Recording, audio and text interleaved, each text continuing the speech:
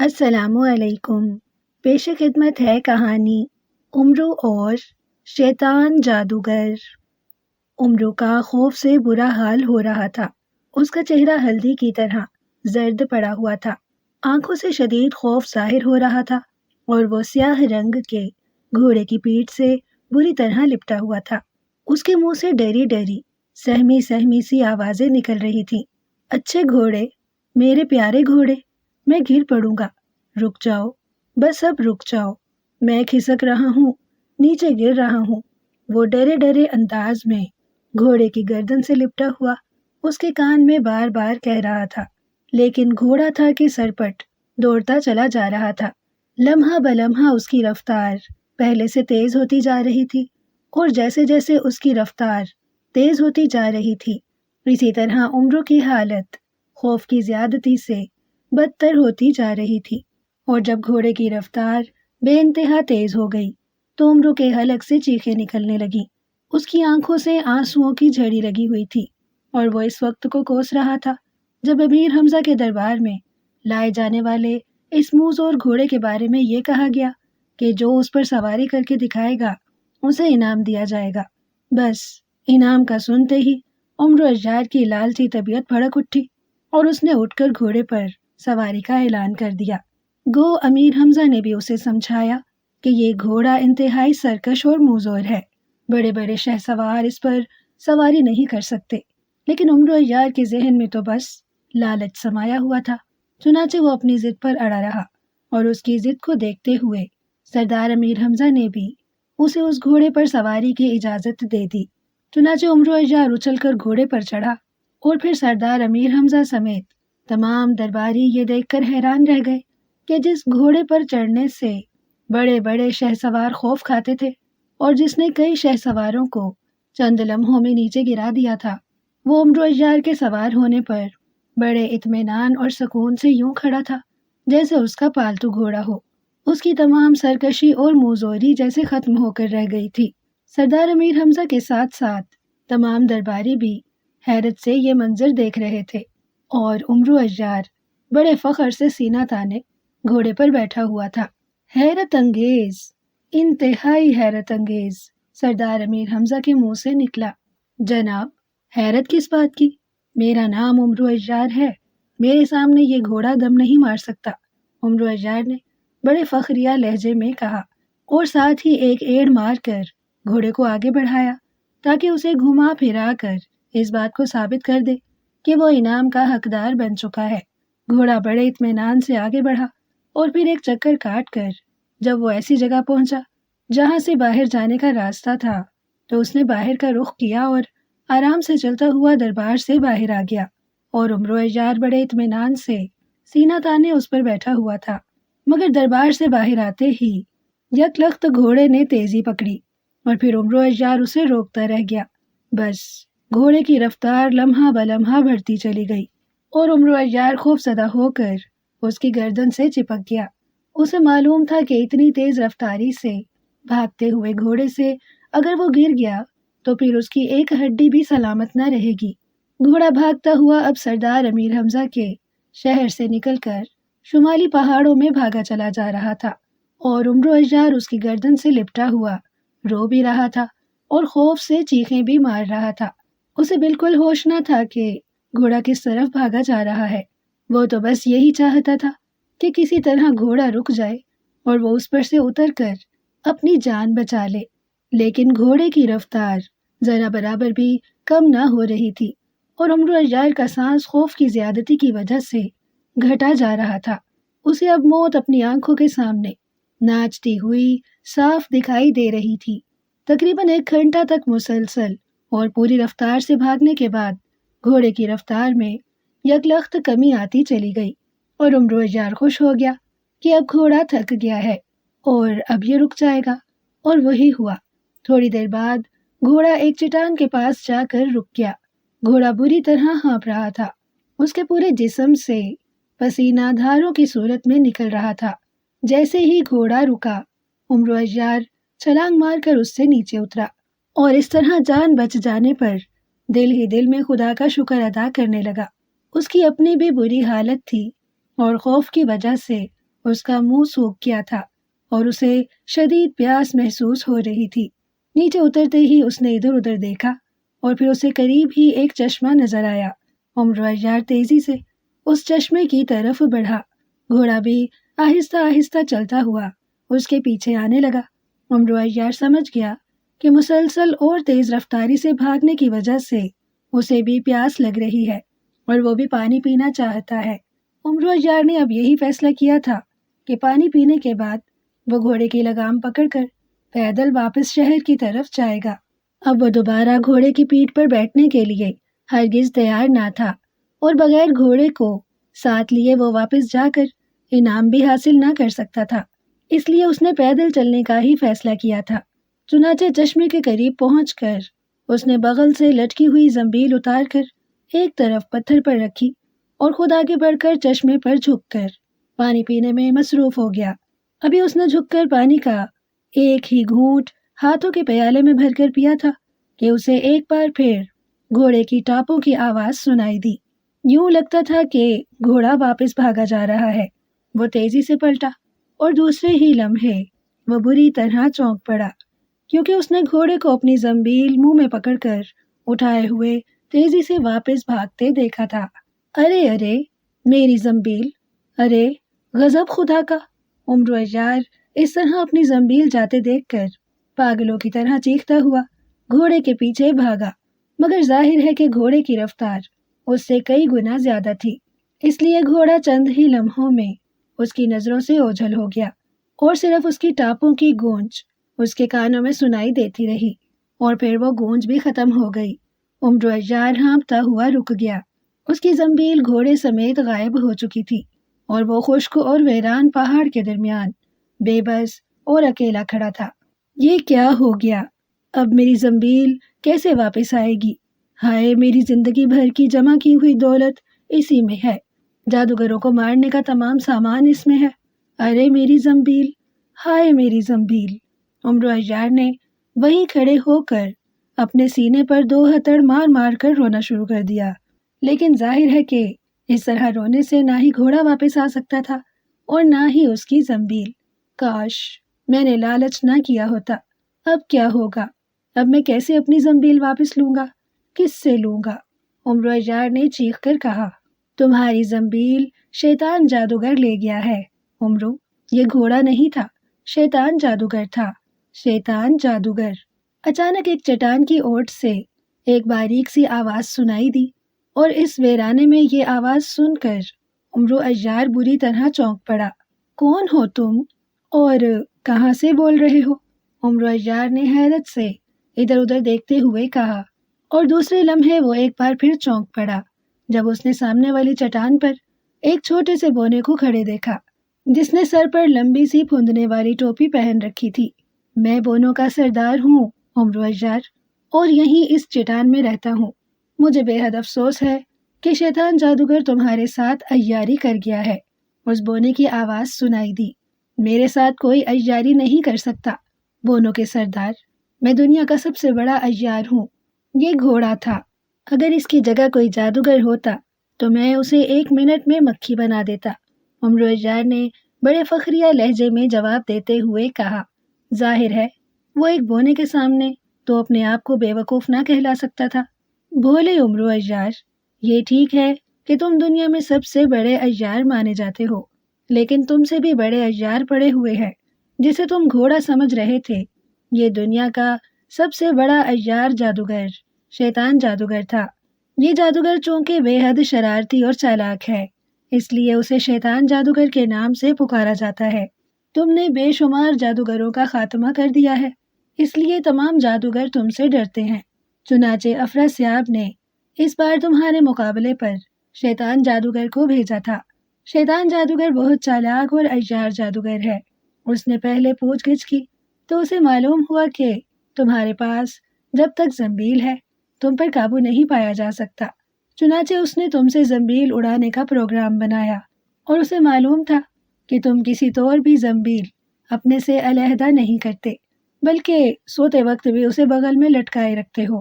پہلے اس نے سوچا تھا کہ وہ تمہیں بے ہوش کر کے تمہاری زنبیل اتارے، لیکن پھر اسے پتہ چلا کہ جب تک تم خود اپنی مرضی سے زنبیل اتار کر نہ رکھو، دنیا کی کوئی طاقت زنبیل کو نہیں اتار سکتی۔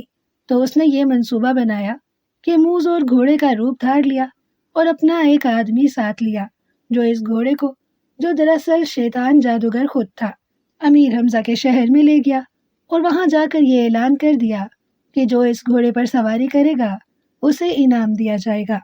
وہ جانتا تھا کہ تم لالچی آدمی ہو، انعام کے لالچ میں اس پر سوار ہو جاؤ گے، اور وہی ہوا کہ تم سوار ہو گئے اور وہ تمہیں اطمینان سے لے کر دربار سے باہر آیا اور پھر بے تحاشا دوڑتا ہوا یہاں تک لے آیا۔ چونکہ تم بری طرح تھک گئے تھے، اس لیے اس کو معلوم تھا کہ تم چشمے سے پانی پیو گے، اور چونکہ پانی پینے کے لیے تمہیں جھکنا پڑے گا، اس لیے تم خود ہی زنبیل اتار کر ایک طرف رکھ دو گے اور وہ اسے بآسانی اڑا لے گا۔ چنانچہ وہی ہوا، جیسے ہی تم نے زنبیل اتار کر پتھر پر رکھی اور وہ اسے اڑا کر لے گیا، اور اب اپنے محل میں بیٹھا تم پر ہنس رہا ہے۔ بونے نے پوری تفصیل بتاتے ہوئے کہا، اوہ، تو یہ چکر ہے، واقعی یہ شیطان جادوگر ہے، مگر میرا نام بھی عمرو عیار ہے۔ اگر میں نے اس سے اپنی زنبیل واپس نہ لی تو میں بھی اپنا نام بدل دوں گا۔ تم بس مجھے اتنا بتا دو کہ شیطان جادوگر کا محل کہاں ہے۔ عمرو عیار نے کہا، اس کا محل اس پہاڑ کی دوسری طرف ہے، اس کا راستہ ایک غار سے جاتا ہے۔ اس غار کی نشانی یہ ہے کہ غار کے دھانے پر ایک ایسی چٹان ہے جس کی شکل شیر سے ملتی جلتی ہے، لیکن عمرو عیار، بغیر زنبیل کے تم اس کا کچھ نہیں بگاڑ سکتے، البتہ وہ جب چاہے تمہیں آسانی سے قتل کر سکتا ہے۔ تم اب بالکل بیکار ہو چکے ہو، بونے نے طنزیہ لہجے میں کہا۔ بیکار ہو چکا ہوں، یہ تمہارا خیال ہے، بونوں کے سردار۔ عمرو عیار بیکار نہیں ہو سکتا، میرے دماغ میں عیاری کے لاکھوں داؤ موجود ہیں، یہ تو بس میں غفلت میں مار کھا گیا۔ اب دیکھنا میں اس شیطان جادوگر کا کیا حشر کرتا ہوں۔ عمرو عیار نے برا سا منہ بناتے ہوئے جواب دیا، ٹھیک ہے، کوشش کر لو، جگہ میں نے بتا دی ہے۔ بونوں کے سردار نے جواب دیا، اور پھر وہ چھلانگے مارتا ہوا چٹان کی دوسری طرف اتر کر عمرو عیار کی نظروں سے غائب ہو گیا۔ عمرو عیار چند لمحے وہاں کھڑا سوچتا رہا، پھر وہ تیزی سے پہاڑ کی دوسری طرف جانے کے لیے آگے بڑھنے لگا تاکہ اس غار تک پہنچ سکے جس پر شیر کی شکل والی چٹان موجود ہو۔ ابھی وہ تھوڑی دور ہی گیا تھا کہ اچانک آسمان پر زائیں زائیں کی تیز آوازیں ابھری۔ عمرو عیار نے چونک کر اوپر دیکھا اور دوسرے لمحے یہ دیکھ کر حیران رہ گیا کہ ایک بہت بڑا پرندہ ہوا میں اڑ رہا تھا۔ یہ پرندہ اتنا بڑا تھا کہ اتنا بڑا پرندہ عمرو عیار نے اس سے پہلے کبھی نہ دیکھا تھا۔ پرندے نے ایک چکر کاٹا اور اس کی لمبی سی گردن جیسے ہی عمرو عیار کو دکھائی دی، عمرو عیار خوشی سے اچھل پڑا۔ اب وہ پرندے کو پہچان گیا تھا، یہ سیمرغ تھا، دنیا کا سب سے بڑا اور طاقتور پرندہ۔ سیمرغ کے بارے میں مشہور تھا کہ وہ خوش نصیبوں کو ہی نظر آتا ہے، اور یہ پرندہ سونے کی کان میں رہتا ہے، اس لیے اگر کوئی آدمی سیمرغ کے گھونسلے کو تلاش کرے تو وہ لازماً سونے کی کان میں پہنچ جاتا ہے۔ اس طرح سیمرغ کی وجہ سے وہ آدمی سونے کی کان کا مالک بن جاتا ہے۔ عمرو عیار سیمرغ کو دیکھ کر بہت خوش ہوا۔ وہ سمجھ گیا کہ سیمرغ ان پہاڑیوں میں رہتا ہوگا، اس لیے یہاں اڑ رہا ہے۔ یقیناً اس کا گھونسلہ بھی یہیں کہیں ہوگا، اور جہاں اس کا گھونسلہ ہوگا وہاں سونے کی کان بھی ضرور ہوگی۔ اب وہ اپنی زنبیل اور شیطان جادوگر کو بھی بھول کر سیمرغ کو دیکھنے لگا تاکہ سونے کی کان کا مالک بن سکے۔ سیمرغ اس کے سر پر چکر لگاتا رہا، پھر اچانک سیمرغ گولی کی طرح نیچے جھکا اور دوسرے لمحے اس کے بڑے بڑے پنجے عمرو عیار کے جسم کے گرد جم گئے اور عمرو عیار کے قدم یکلخت زمین سے اٹھتے چلے گئے۔ وہ سیمرغ کے پنجوں میں جکڑا ہوا تھا اور آسمان کی طرف اٹھتا چلا گیا۔ سیمرغ عمرو عیار کو اٹھائے انتہائی تیز رفتاری سے آسمان کی طرف اونچا اڑتا چلا گیا۔ عمرو عیار خاموش رہا، وہ دل ہی دل میں خوش ہو رہا تھا کہ سونے کی کان خود بخود اس کے قریب آ رہی ہے۔ اسے یقین تھا کہ سیمرغ اسے اٹھا کر اپنے گھونسلے میں لے جائے گا، اور اس طرح بغیر بھاگ دوڑ کیے وہ سونے کی کان میں خود بخود پہنچ جائے گا۔ اس لیے وہ خاموش رہا۔ سیمرغ اونچا ہی اونچا اڑتا چلا گیا۔ اس کی رفتار بے حد تیز تھی، اتنی تیز کہ چند ہی لمحوں میں عمرو عیار کو چٹانیں چھوٹے چھوٹے پتھروں کی شکل میں نظر آنے لگی، اور ابھی وہ سوچ ہی رہا تھا کہ آخر سیمرغ اسے اتنی بلندی پر کیوں لے جا رہا ہے کہ اچانک سیمرغ نے اپنے پنجے کھول دیے اور اس کے پنجوں میں جکڑا ہوا عمرو عیار ایک جھٹکا کھا کر نیچے گرنے لگا۔ انتہائی بلندی سے نیچے پہاڑی چٹان پر وہ گولی کی سی رفتار سے نیچے گر رہا تھا، اور ظاہر ہے اس کے بعد اس کا بچ جانا ناممکن تھا۔ وہ بے اختیار دل ہی دل میں کلمہ پڑھنے لگا، کیونکہ اب جان بچنے کی کوئی صورت نہ تھی۔ اتنی بلندی سے پہاڑ کی چٹانوں پر گرنے کے بعد اس کے جسم کا ایک ایک ریزہ علیحدہ ہو جانا تھا۔ اس نے موت کے خوف سے اپنی آنکھیں بند کر لیں اور اس کا جسم پوری رفتار سے نیچے گرتا چلا گیا۔ موت لمحہ بلمحہ قریب آتی جا رہی تھی، یقینی موت۔ شیطان جادوگر اپنے محل کے کمرے میں بیٹھا زور زور سے قہقہے لگا رہا تھا۔ سامنے رکھی ہوئی میز پر عمرو کی زنبیل پڑی ہوئی تھی۔ کمرے میں عجیب و غریب شکلوں والے 2 جادوگر شیطان جادوگر کے سامنے ہاتھ باندھے کھڑے ہوئے تھے۔ شیطان جادوگر ایک بڑے سے تخت پر آلتی پالتی مارے بیٹھا ہوا تھا۔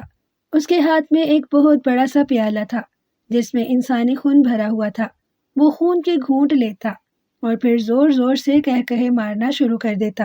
وہ ابھی ابھی اپنے محل میں پہنچا تھا۔ ہا ہا ہا، افراسیاب شہنشاہ کہتے تھے کہ عمرو بہت عیار ہے۔ دیکھا میں نے کس طرح اس سے عیاری کی۔ اب اس کی زنبیل میرے سامنے پڑی ہوئی ہے اور وہ بے بس اور لاچار پہاڑوں میں گھوم رہا ہے۔ ہا ہا، اب میں جب چاہوں اسے کسی مچھر کی طرح چٹکی میں مسل سکتا ہوں۔ شیطان جادوگر نے خون کا آخری گھونٹ پی کر زور سے قہقہا مارتے ہوئے کہا۔ پیالہ اس نے تخت پر رکھ دیا تھا اور ہونٹوں کے کناروں سے بہتا ہوا خون اپنی آستین سے پونچھ لیا۔ وہ لمبے قد اور دبلے جسم کا آدمی تھا۔ اس کی ایک آنکھ خراب تھی جس پر اس نے کپڑے کا پیڈ سا چڑھایا ہوا تھا۔ اس نے تیز سرخ رنگ کا چوگا پہن رکھا تھا۔ گلے میں انسانی کھوپڑیوں کا ہار تھا، ہاتھوں میں بھی انسانی ہڈیاں بندھی ہوئی تھی۔ اس نے سر پر انسانی ہڈیوں کا ایک تاج پہن رکھا تھا۔ مگر سردار، آپ کو عمرو کو ختم کرنے میں جلدی کرنی چاہیے۔ وہ انتہائی خطرناک آدمی ہے، ایسا نہ ہو کہ کوئی چال چل جائے۔ اس کے سامنے ہاتھ باندھے ہوئے کھڑے جادوگروں میں سے ایک گنجے سر والے جادوگر نے بڑے مؤدبانہ لہجے میں کہا۔ اوہ ڈھمکو جادوگر، تم خواہ مخواہ اس بوڑھے عمرو سے خوف زدہ ہو۔ وہ کچھ بھی نہیں کر سکتا اور اپنی زنبیل کی وجہ سے تم سب پر حاوی تھا۔ اب وہ کسی کا بھی کچھ نہیں بگاڑ سکتا۔ بہرحال ٹھیک ہے، اب اس کا خاتمہ ہو جانا چاہیے تاکہ میں اس کی لاش اور زنبیل شہنشاہ افراسیاب کے سامنے پیش کر کے سرخ روح ہو سکوں۔ شیطان جادوگر نے بڑے فخریہ انداز میں کہا، اور پھر اس نے ہاتھ کے اشارے سے دونوں جادوگروں کو سامنے سے ہٹنے کے لیے کہا۔ دونوں جادوگر تیزی سے ایک طرف سمٹ گئے۔ سامنے سفید رنگ کی دیوار تھی۔ شیطان جادوگر نے اپنا ہاتھ تیزی سے دیوار کی طرف کر کے اسے جھٹکا دیا۔ دوسرے لمحے دیوار پر روشنی کے جھماکے ہوئے اور پھر دیوار روشن ہو گئی۔ دیوار پر ایک منظر ابھرا۔ یہ پہاڑیوں کا منظر تھا اور پھر اس میں عمرو عیار نظر آنے لگا۔ وہ تیزی سے ادھر ادھر دیکھتا ہوا آگے بڑھا چلا جا رہا تھا۔ شیطان جادوگر نے عمرو عیار کو دیکھ کر ایک اور قہقہا مارا اور پھر زور سے اپنا ہاتھ تخت پر مارا، اور دوسرے ہی لمحے تخت کے سامنے کی زمین پھٹی اور ایک خوبصورت لڑکی باہر نکل آئی۔ وہ مؤدبانہ انداز میں شیطان جادوگر کے سامنے جھک گئی۔ حکم میرے آقا، سنہری لڑکی حاضر ہے۔ اس لڑکی نے بڑے مترنم لہجے میں کہا۔ سنہری لڑکی، مجھے بتاؤ کہ پہاڑوں میں چلتا ہوا عمرو عیار کیا سوچ رہا ہے؟ شیطان جادوگر نے سخت لہجے میں کہا۔ حکم کی تعمیل ہوگی میرے آقا، سنہری لڑکی نے کہا، اور ایک بار پھر زمین میں غائب ہو گئی۔ چند لمحوں بعد وہ دوبارہ زمین سے نکل آئی اور شیطان جادوگر کے سامنے جھک گئی۔ میں نے معلوم کر لیا ہے میرے آقا، سنہری لڑکی نے مؤدبانہ لہجے میں کہا۔ بتاؤ عمرو عیار کیا سوچ رہا ہے؟ شیطان جادوگر نے کہا۔ میرے آقا، عمرو اجار کو بونو کے سردار نے آپ کے متعلق سب کچھ بتا دیا ہے۔ اس نے آپ کے محل کا راستہ بھی بتا دیا ہے، اور اب عمرو اجار اس غار کی طرف آ رہا ہے جہاں سے آپ کے محل کا راستہ شروع ہوتا ہے۔ وہ آپ سے کوئی چالاکی کر کے اپنی زنبیل واپس حاصل کرنا چاہتا ہے۔ سنہری لڑکی نے بڑے مؤدبانہ انداز میں جھکتے ہوئے کہا، اوہ، ایک تو اس بوڑھے بونے نے ہمیں بہت تنگ کر رکھا ہے۔ ٹھیک ہے، اب مجھے عمرو اجار کے بعد اس کا بھی بندوبست کرنا پڑے گا، شیطان جادوگر نے غصیلے لہجے میں کہا، اور سنہری لڑکی دوبارہ زمین میں غائب ہو چکی تھی۔ میں اس بوڑھے عمرو اجار کی ہڈیاں چور چور کر دوں گا۔ میں اسے ایسی بھیانک موت ماروں گا کہ اس کی نسلیں بھی عبرت پکڑیں گی، شیطان جادوگر نے چیختے ہوئے کہا، اور پھر اس نے زور سے اپنے دونوں ہاتھ تخت پر مارنے شروع کر دیے۔ آؤ میرے جادو کے سہ مرغ، آؤ، شیطان جادوگر نے تخت پر زور سے ہاتھ مارتے ہوئے چیخ چیخ کر کہنا شروع کر دیا۔ دوسرے لمحے کمرے میں ایک زوردار گونج پیدا ہوئی اور ایک بہت بڑا پرندہ چھت سے نکل کر تخت کے سامنے فرش پر آ بیٹھا۔ اس کی آنکھیں چمک رہی تھیں۔ حکم میرے آقا، پرندے کے منہ سے چیختی ہوئی آواز نکلی۔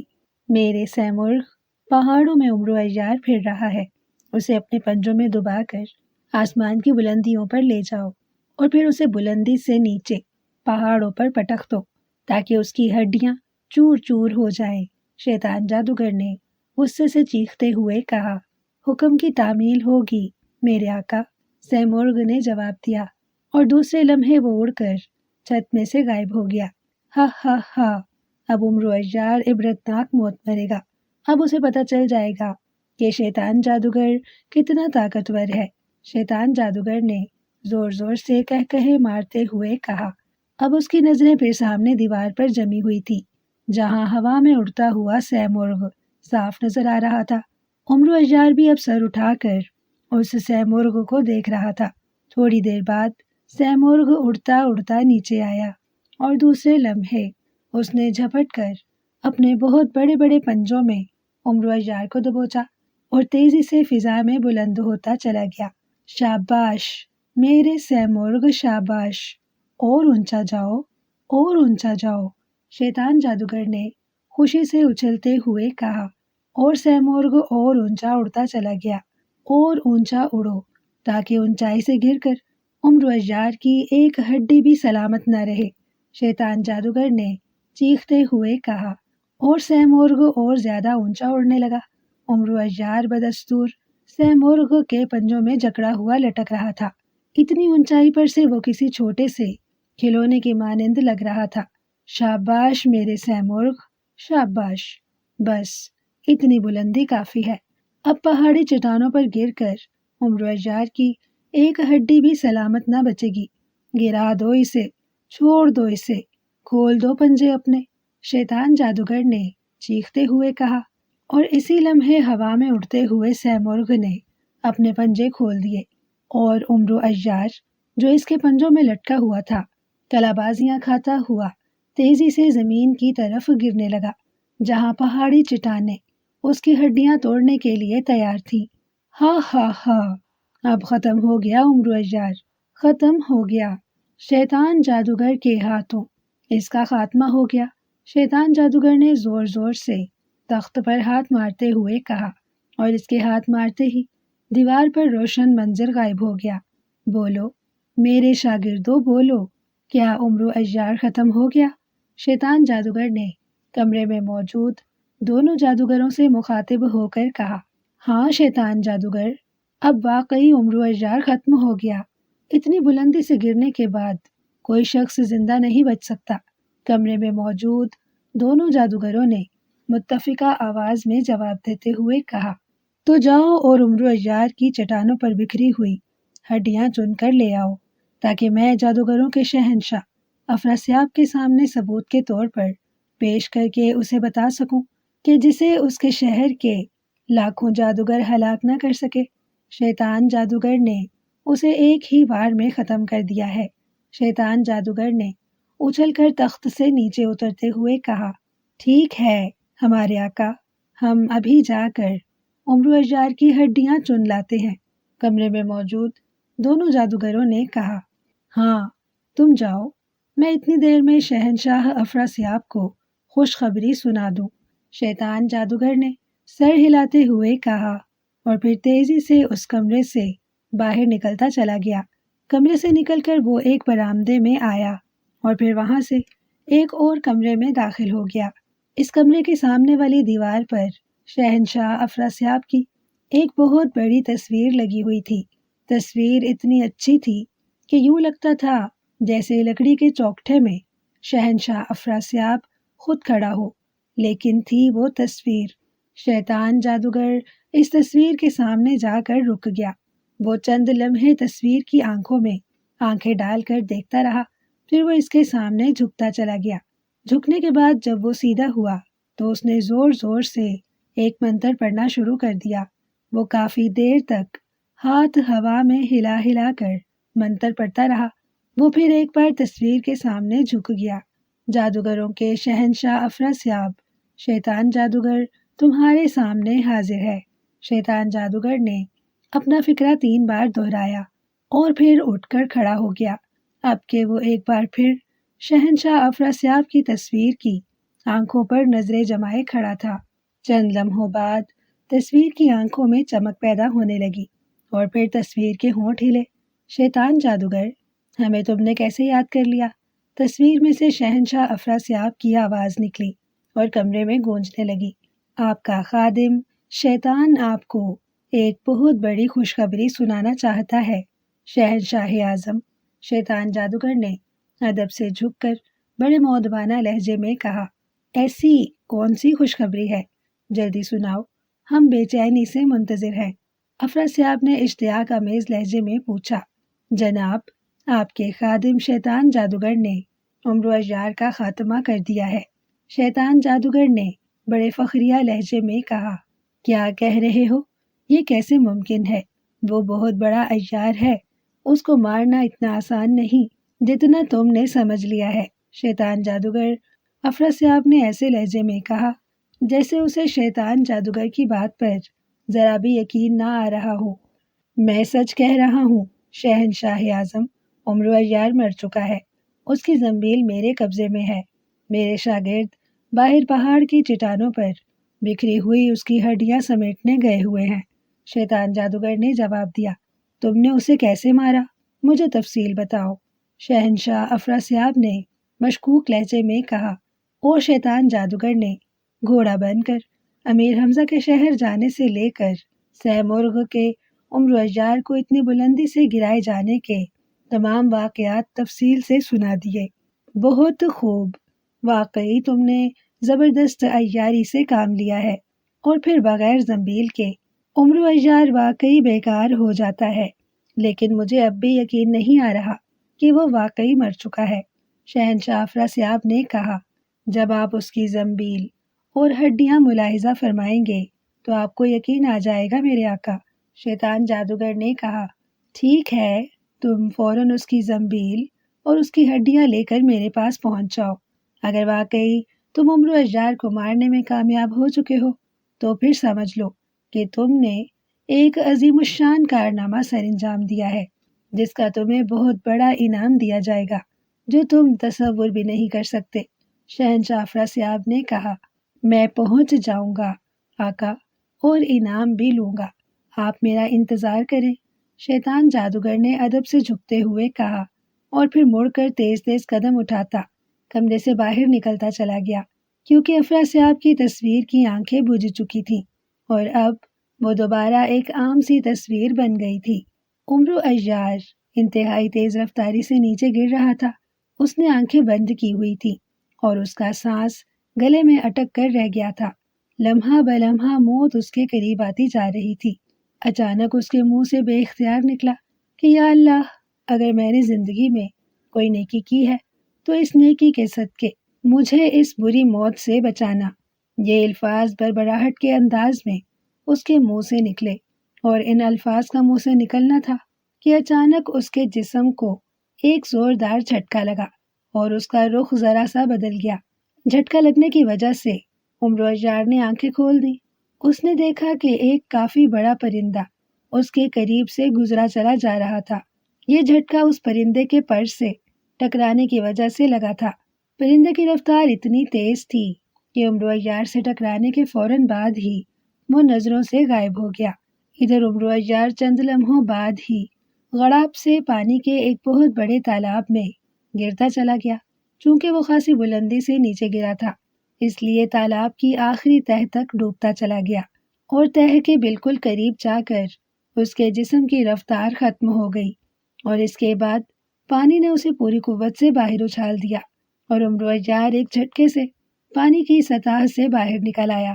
اس کا جسم ایک بار پھر نیچے تہہ کی طرف جانے لگا، مگر اب عمرو عیار سنبھل چکا تھا۔ اس نے انتہائی تیز رفتاری سے اپنے جسم کو سیدھا کر لیا اور اس طرح وہ دوبارہ پانی کے اندر جانے سے بچ گیا اور پانی کی سطح پر ہی تیرنے لگا، وگرنہ اگر وہ دوسری بار پانی کی تہہ میں اتر جاتا تو پھر وہ یقیناً ڈوب جاتا۔ لیکن عمرو عیار چونکہ خاصا ماہر تیراک تھا، اس طرح وہ چند ہی لمحوں کی کوششوں کے بعد تیرتا ہوا تالاب کے کنارے پر چڑھنے میں کامیاب ہو گیا۔ کنارے پر پہنچ جانے کے بعد وہ کافی دیر تک تقریباً نیم بے ہوشی کے عالم میں پڑا ہانپتا رہا۔ اسے یقین نہیں آ رہا تھا کہ وہ اتنی بلندی سے گرنے کے باوجود صحیح سلامت ہے۔ اسے یقین تھا کہ اگر وہ ہوا میں پرندے سے نہ ٹکراتا اور اس ٹکراؤ کی وجہ سے اس کا رخ نہ بدلتا تو پھر تالاب میں گرنے کی بجائے سیدھا پہاڑی چٹانوں پر آ گرتا، اور اس کے بعد ظاہر ہے اس وقت ان چٹانوں پر اس کی ہڈیوں کے ریزے بکھرے ہوتے۔ اس نے دل ہی دل میں اللہ تعالیٰ کا شکر ادا کیا کہ اس نے واقعی اس کی کسی نیکی کے بدلے اس کی جان بخش دی۔ کافی دیر تک کنارے پر پڑے رہنے کے بعد وہ اٹھ کر بیٹھ گیا۔ اس کے جسم میں درد کی لہریں سی اٹھی، لیکن بہرحال موت کی نسبت تو درد کی لہروں کی تکلیف کم تھی، اس لیے اس نے درد کی لہروں کی پرواہ نہ کی اور کراہتا ہوا اٹھ کھڑا ہوا۔ اس نے ادھر ادھر دیکھا تو اسے یہ جگہ بالکل نئی اور اجنبی لگی۔ ابھی وہ کھڑا سوچ رہا تھا کہ اب وہ کہاں جائے اور کس طرح شیطان جادوگر کے محل کا راستہ ڈھونڈے کہ اچانک اس کے کانوں میں کسی کی باتوں کی آواز سنائی دی اور وہ چونک پڑا۔ وہ جس چٹان کے پاس کھڑا تھا، آوازیں اس چٹان کی پشت کی طرف سے آ رہی تھی۔ یہ آواز دو آدمیوں کے باتیں کرنے کی تھی۔ آخر یہ عمرو عیار گرا کہاں ہے؟ یہاں تو کہیں بھی اس کی ہڈیاں نظر نہیں آ رہی۔ ایک آواز سنائی دی، کہیں نہ کہیں تو ضرور گری ہی ہوں گی، تلاش کرنی پڑے گی۔ دوسری آواز سنائی دی، میرا خیال ہے کہ ہمیں جادو کے پتلے کی مدد سے اس کی ہڈیاں تلاش کرنی چاہیے، ورنہ اس طرح ہم کہاں پورے پہاڑوں پر بھٹکتے پھریں گے۔ پہلی آواز نے جواب دیتے ہوئے کہا، خیال تو ٹھیک ہے، لیکن جادو کا پتلا ہمارے استاد شیطان جادوگر کا خاص چیلا ہے، اور اسے بلانے سے کہیں استاد ناراض نہ ہو جائے۔ دوسری آواز نے کہا، کیوں ناراض ہو جائے گا، اس کا تو کام ہے۔ پہلی آواز نے کہا، چلو ٹھیک ہے، پھر بلا لو۔ دوسرے نے رضامند ہوتے ہوئے کہا، اور پھر ایک آواز کے زور زور سے منتر پڑھنے کی آواز سنائی دی۔ عمرو عیار چٹان کے پیچھے کھڑا یہ ساری گفتگو سن رہا تھا۔ جادو کے پتلے کی بات سنتے ہی اس کی آنکھوں میں چمک سی ابھری۔ اسے اپنی زنبیل حاصل کرنے کی ایک ترکیب ذہن میں آ گئی۔ اسے اچھی طرح معلوم تھا کہ جادو کے پتلے کا بڑا منتر کون سا ہے۔ اسے یہ منتر آتا تھا، صرف وہ جادو کے پتلے کو ظاہر نہیں کر سکتا تھا، کیونکہ ظاہر کرنے کے لیے وہ منتر پڑھنا پڑتا تھا جو جادو کے پتلے کو بنانے والے جادوگر نے خاص طور پر بنا رکھا تھا۔ ایک بار وہ ظاہر ہو جائے تو پھر بڑے منتر سے اس سے کام لیا جا سکتا تھا۔ چنانچہ وہ دبے پاؤں چٹان کے پتھروں پر چلتا ہوا اس طرف کو بڑھنے لگا جدھر سے آوازیں آ رہی تھی۔ چٹان کے ساتھ ساتھ گھومتے ہی اسے وہ دونوں جادوگر نظر آ گئے۔ وہ ایک بڑے پتھر پر بیٹھے ہوئے تھے اور ان کے قدموں کے نیچے خاصی بڑی گہرائی تھی۔ ان میں سے ایک زور زور سے جادو کے پتلے کو بلانے کا منتر پڑھ رہا تھا۔ عمرو عیار ایک بڑے پتھر کے پیچھے چھپ کر کھڑا ہو گیا۔ جیسے ہی منتر ختم ہوا، ایک زوردار کڑاکا ہوا اور پھر گہرائی میں سے ایک خوفناک شکل والا پتلا اوپر کو چڑھتا ہوا دکھائی دیا۔ پتلے کی شکل بہت خوفناک تھی۔ اس کا چہرہ تو انسانوں جیسا تھا، لیکن باقی جسم مختلف جانوروں کی ہڈیوں کا بنا ہوا تھا۔ ایک ٹانگ گدھے کی سی تھی اور دوسری ہاتھی جتنی موٹی۔ ایک بازو کتے کی ٹانگ جیسی تھی جبکہ دوسری بازو بھیڑیے کی ٹانگ جیسی۔ ایک ہاتھ کی بجائے شیر کا پنجہ لگا ہوا تھا جبکہ دوسرے بازو کے ساتھ ریچھ کا پنجہ لگا ہوا تھا۔ اس پتلے کی 2 کی بجائے 6 آنکھیں تھیں، 2 تو اس جگہ پر جہاں انسانوں کی آنکھیں ہوتی ہیں، 2 ان سے اوپر ماتھے پر اور 2 ان کے نیچے گالوں پر۔ اس طرح اس کی شکل انتہائی مکروہ اور خوفناک ہو گئی تھی، اور وہ شکل سے ہی لگتا تھا کہ شیطان جادوگر کا پتلا ہے۔ کیا بات ہے ڈھمکو اور گھمکو جادوگر، مجھے کیوں بلایا ہے؟ پتلے کے منہ سے خوفناک اور غصے سے بھری ہوئی آواز سنائی دی۔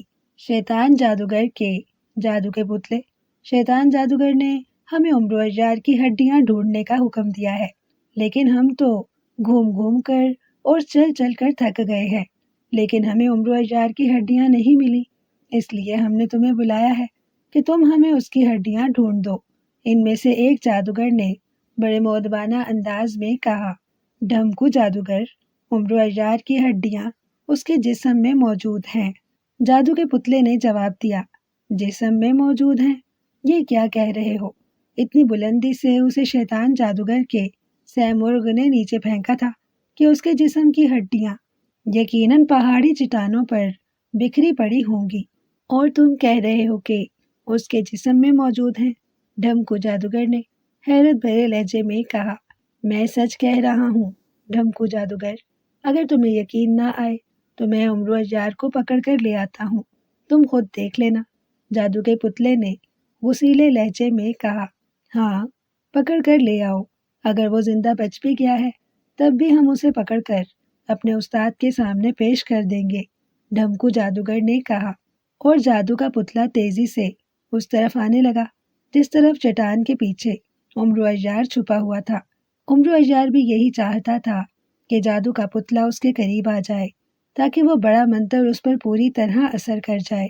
چنانچہ جیسے ہی جادو کا پتلا اس کے قریب آیا، عمر و اجار نے جلدی سے بڑا منتر پڑھنا شروع کر دیا، ساتھ ہی وہ تیزی سے پیچھے ہٹتا چلا گیا۔ 2-3 چٹانوں کے ساتھ ہوتا ہوا عمر و اجار ایک بڑی چٹان پر جا کر کھڑا ہو گیا۔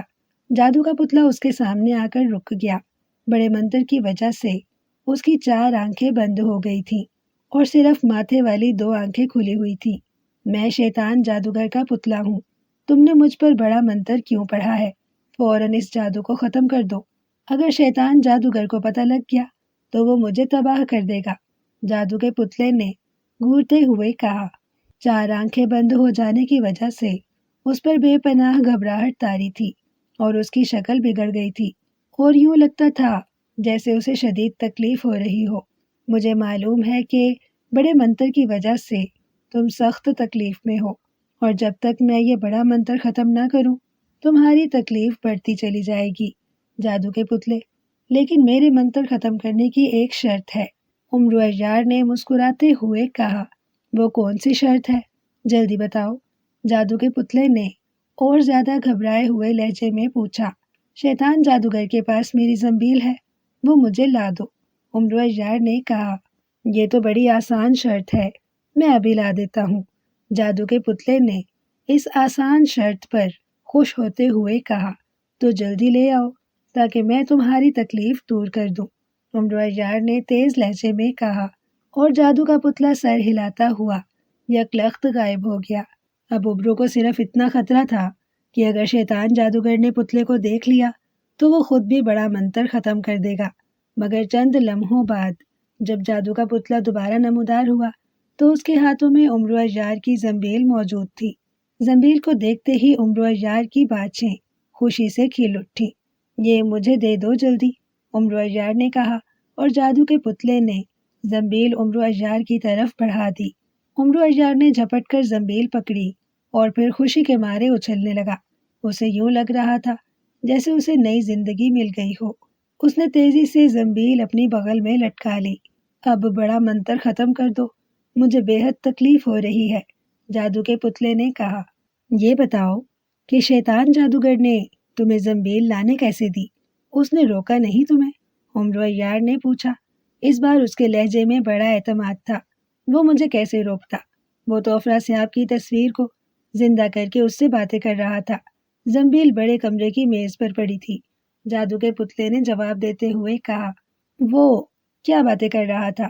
عمرو عیار نے پوچھا۔ وہ افراسیاب کو بتا رہا تھا کہ اس نے عمرو عیار کو مار ڈالا ہے، جادو کے پتلے نے بتایا۔ پھر افراسیاب نے کیا کہا؟ عمرو عیار نے پوچھا۔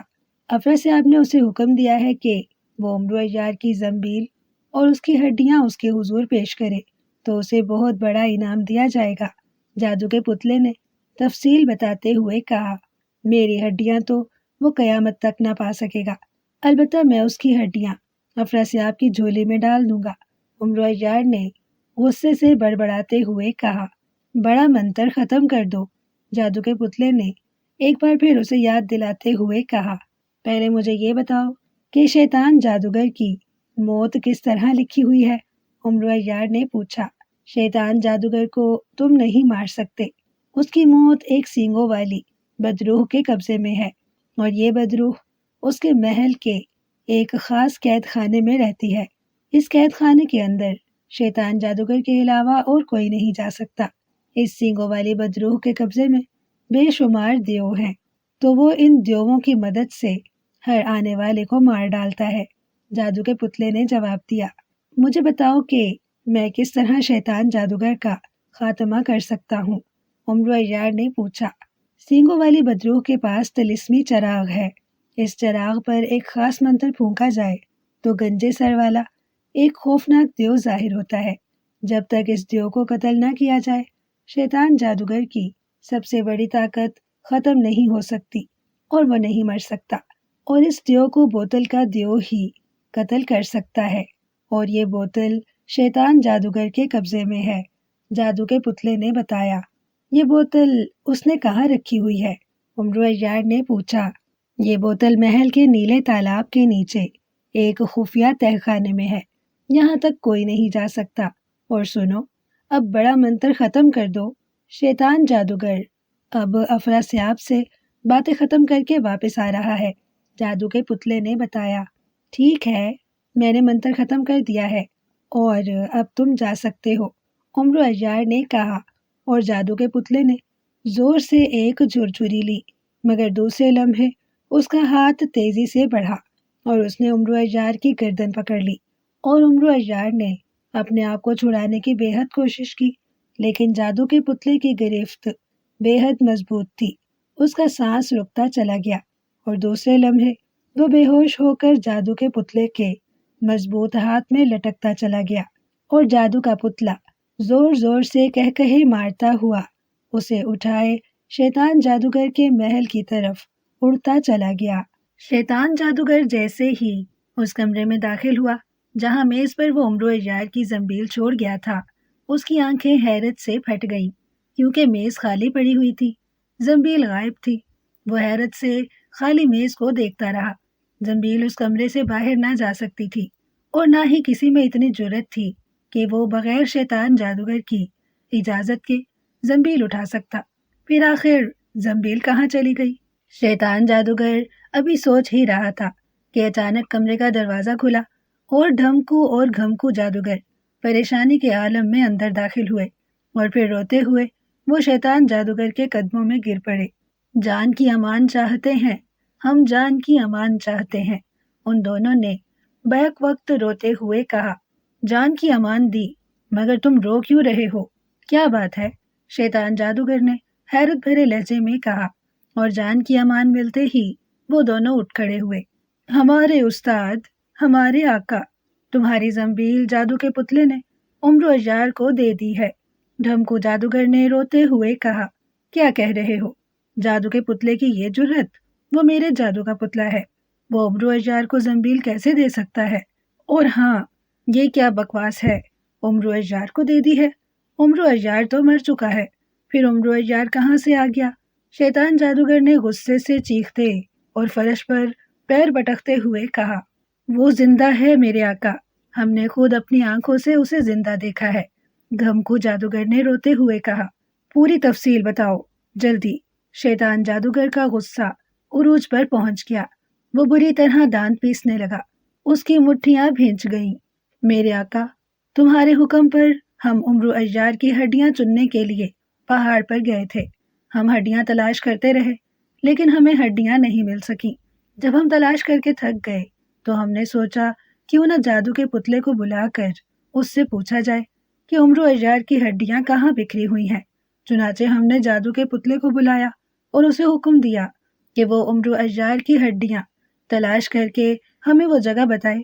جادو کا پتلا حکم کی تعمیل میں چلا گیا، مگر تھوڑی ہی دیر بعد ہم نے جادو کے پتلے کی آواز سنی تو ہم حیران ہو کر ادھر گئے تو میرے آقا، ہم نے دیکھا کہ جادو کا پتلا عمرو اجار کے سامنے مؤدب کھڑا ہے اور اسے عمرو اجار والی زنبیل پکڑا رہا تھا۔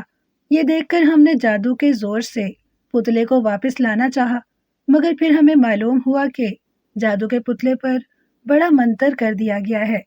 چنانچہ ہم بھاگتے ہوئے یہاں آئے ہیں تاکہ تمہیں اطلاع دے سکیں۔ میرے آقا، ڈھمکو جادوگر نے تقریباً روتے ہوئے اور ہاتھ جوڑ کر ساری تفصیل بتا دی۔ اوہ، تو اس کا مطلب ہے کہ عمرو اجار اتنی بلندی سے گرنے کے باوجود زندہ بچ گیا ہے، اور نہ صرف زندہ بچ گیا ہے بلکہ اس نے جادو کے پتلے پر بڑا منتر پڑھ کر اس کے ذریعے اپنی زنبیل بھی واپس حاصل کر لی ہے۔ شیطان جادوگر نے حیرت بھرے لہجے میں کہا۔ یہ درست ہے ہمارے آقا، دونوں جادوگروں نے اس بات کی تائید کرتے ہوئے کہا، لیکن اب عمرو اجار میرے قہر سے نہیں بچ سکتا۔ میں اسے فنا کر دوں گا، اس کی زنبیل سمیت اسے فنا کر دوں گا۔ میرا نام شیطان جادوگر ہے، شیطان جادوگر۔ وہ تو میں نے زنبیل کی پرواہ نہ کی تھی، اس لیے وہ اسے واپس لے اڑا، لیکن اب میں اسے زنبیل سمیت زندہ جلا دوں گا۔ شیطان جادوگر نے غصے کی آگ میں بری طرح چیختے ہوئے کہا، اور پھر اس نے دونوں ہاتھ فضا میں بلند کیے، لیکن اس سے پہلے کہ وہ کوئی منتر پڑھتا ایک زوردار دھماکہ ہوا، اور اسی لمحے شیطان جادوگر کے ساتھ ساتھ کمرے میں موجود ڈھمکو اور گھمکو جادوگر دونوں حیرت سے اچھل پڑے، کیونکہ کمرے میں جادو کا پتلا نمودار ہوا تھا۔ اس کے ایک ہاتھ میں عمرو اجار کی گردن تھی اور عمرو اجار بے ہوشی کے عالم میں اس کے ہاتھ میں لٹکا ہوا تھا۔ عمرو اجار حاضر ہے میرے آقا، اس نے مجھ پر بڑا منتر پڑھ کر مجھے بے بس کر دیا تھا، لیکن میں ہوں تو تمہارے ہی جادو کا پتلا۔ چنانچہ جیسے ہی اس نے بڑا منتر ختم کیا، میں اسے تمہارے پاس لے آیا۔ جادو کے پتلے نے ہاتھ کی گرفت عمرو اجار کی گردن پر ڈھیلی کرتے ہوئے کہا، اور عمرو اجار دھڑام سے فرش پر گر گیا۔ حکم کرو میرے آقا، اس کے لیے کون سی موت تجویز کرتے ہو؟ جادو کے پتلے نے ادب سے سر جھکاتے ہوئے پوچھا۔ شاباش میرے جادو کے پتلے، تم نے واقعی ایک بہت بڑا کارنامہ سر انجام دیا ہے، جو اس بدبخت کو پکڑ کر میرے سامنے لے آئے ہو۔ تم نے اس کی موت کو آسان کر دیا ہے۔ اگر تم ایک لمحہ اور نہ آتے تو میں اسے زندہ جلا دیتا۔ شیطان جادوگر نے عمرو اجار کو اس حالت میں سامنے پڑا دیکھ کر خوشی سے اچھلنا شروع کر دیا۔ جلدی اس کی موت تجویز کر دو میرے آقا، یہ دنیا کا سب سے بڑا اجار ہے۔ اگر یہ ہوش میں آ گیا تو ہو سکتا ہے کہ دوبارہ ہم سب کو کسی مشکل میں ڈال جائے۔ جادو کے پتلے نے جواب دیا۔ جادو کے پتلے، تمہاری یہ جرت کہ تم میرے حضور گستاخی کرو، میری توہین کرو، میرے سامنے اس خبیث بڈھے کو دنیا کا سب سے بڑا اجار کہو، جبکہ دنیا کا سب سے بڑا اجار تو میں ہوں۔ شیطان جادوگر غصے کی آگ سے پھٹ پڑا۔ آپ میرے آقا ہیں، میں آپ ہی کا بنایا ہوا ہوں، اس لیے میں آپ سے مقابلہ نہیں کر سکتا، لیکن جتنا جادو مجھے آتا ہے اس کی وجہ سے مجھے اتنا معلوم ہے کہ آپ اجاری میں عمرو اجار کا مقابلہ نہیں کر سکتے۔ یہ بڈھا انسان خطرناک ذہن کا مالک ہے، جادو کے پتلے نے جواب دیتے ہوئے کہا۔ اچھا، تو یہ بات ہے، تو پھر میں تم پر یہ ثابت کر دوں گا کہ عمرو اجار میرا مقابلہ کبھی بھی نہیں کر سکتا۔ اگر یہ مجھ سے بڑا اجار ہے تو پھر یہ میرا بنایا ہوا طلسم ہفت شکل عبور کر کے دکھائے۔ بولو، یہ طلسم ہفت شکل عبور کر سکتا ہے؟ شیطان جادوگر نے جھنجھلائے ہوئے انداز میں پیر پٹکتے ہوئے کہا۔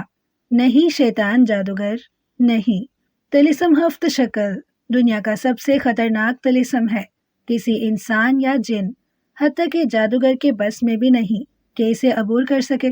جادو کے پتلے کے بولنے سے پہلے ہی ڈھمکو اور گھمکو جادوگر بول پڑے، شاباش میرے شاگردوں، تم نے میرا دل خوش کر دیا ہے۔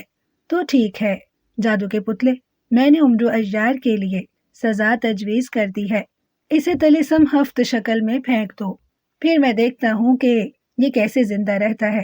شیطان جادوگر نے اپنے شاگردوں ڈھمکو اور گھمکو جادوگروں کو شاباش دینے کے بعد جادو کے پتلے سے مخاطب ہو کر کہا، حکم کی تعمیل ہوگی میرے آقا۔ جادو کے پتلے نے جواب دیا اور پھر اس نے جھک کر ایک بار پھر عمرو عیار کو گردن سے پکڑا اور دوسرے ہی لمحے ایک تیز چمکا ہوا اور جادو کا پتلا عمرو عیار سمیت غائب ہو گیا۔ میں اب افراسیاب کے دربار میں جا رہا ہوں تاکہ اسے دکھاؤں کہ میں نے عمرو عیار کو کیسی عبرتناک سزا دی ہے، شیطان جادوگر نے کہا، اور پھر اس نے بھی منہ ہی منہ میں ایک منتر پڑھا اور دوسرے لمحے وہ خود بھی غائب ہو گیا۔ جسم میں اٹھنے والی درد کی شدید لہروں کی وجہ سے عمرو عیار کی آنکھیں کھل گئیں اور دوسرے لمحے وہ چیخ مار کر اٹھ کھڑا ہوا۔